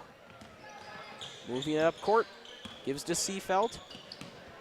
Deacons can run the clock out now. Shen moving back and forth looking for two. It's in! Kevin Shen adds to his total, and now Ricard brings it up for Moorhead. Baki in the near corner. Out top to Nelson, and with the buzzer, that'll do it. The final score, Shanley Deacons 72, Moorhead Spuds 35. And Adam, tell us, what were the keys that got us to this point? It was probably the, the Spuds. They fouled again, got us on the line, and that usually helped us. But I did like to see the Spuds come back from that 15-point scoreless, pretty much. But it's also nice to see the Shanley's boys come off a win. And Definitely. Shanley turning in a good performance, but Moorhead definitely having a better second half there than they did first. Able to keep out of that foul trouble, put up a few more points. And you saw some good young players there for the Spuds. So good future for them, but a tough loss tonight. The Deacons, meanwhile, improved to 7-5 and get a win to boost their confidence moving forward. Folks, before I let you go, just want to remind you once again, this weekend's games versus West Fargo will no longer be covered. Due to a scheduling conflict, we will not be able to bring those games to you, and we apologize for the inconvenience. Just wanted to remind you of that one more time. And the final score from the Fargo South Shanley hockey game, Grand Forks Red River 7, South Shanley 0. And with that, that is it for our updates tonight, and that is it for the broadcast tonight. From the McCormick Gymnasium in Fargo, North Dakota, I'm Jed Thomas. For Adam McTaggart and our entire crew, thank you for watching, and you can view the archived version of tonight's game and any other games on ShanleyTV.com. The proceeding has been a presentation of Shanley TV.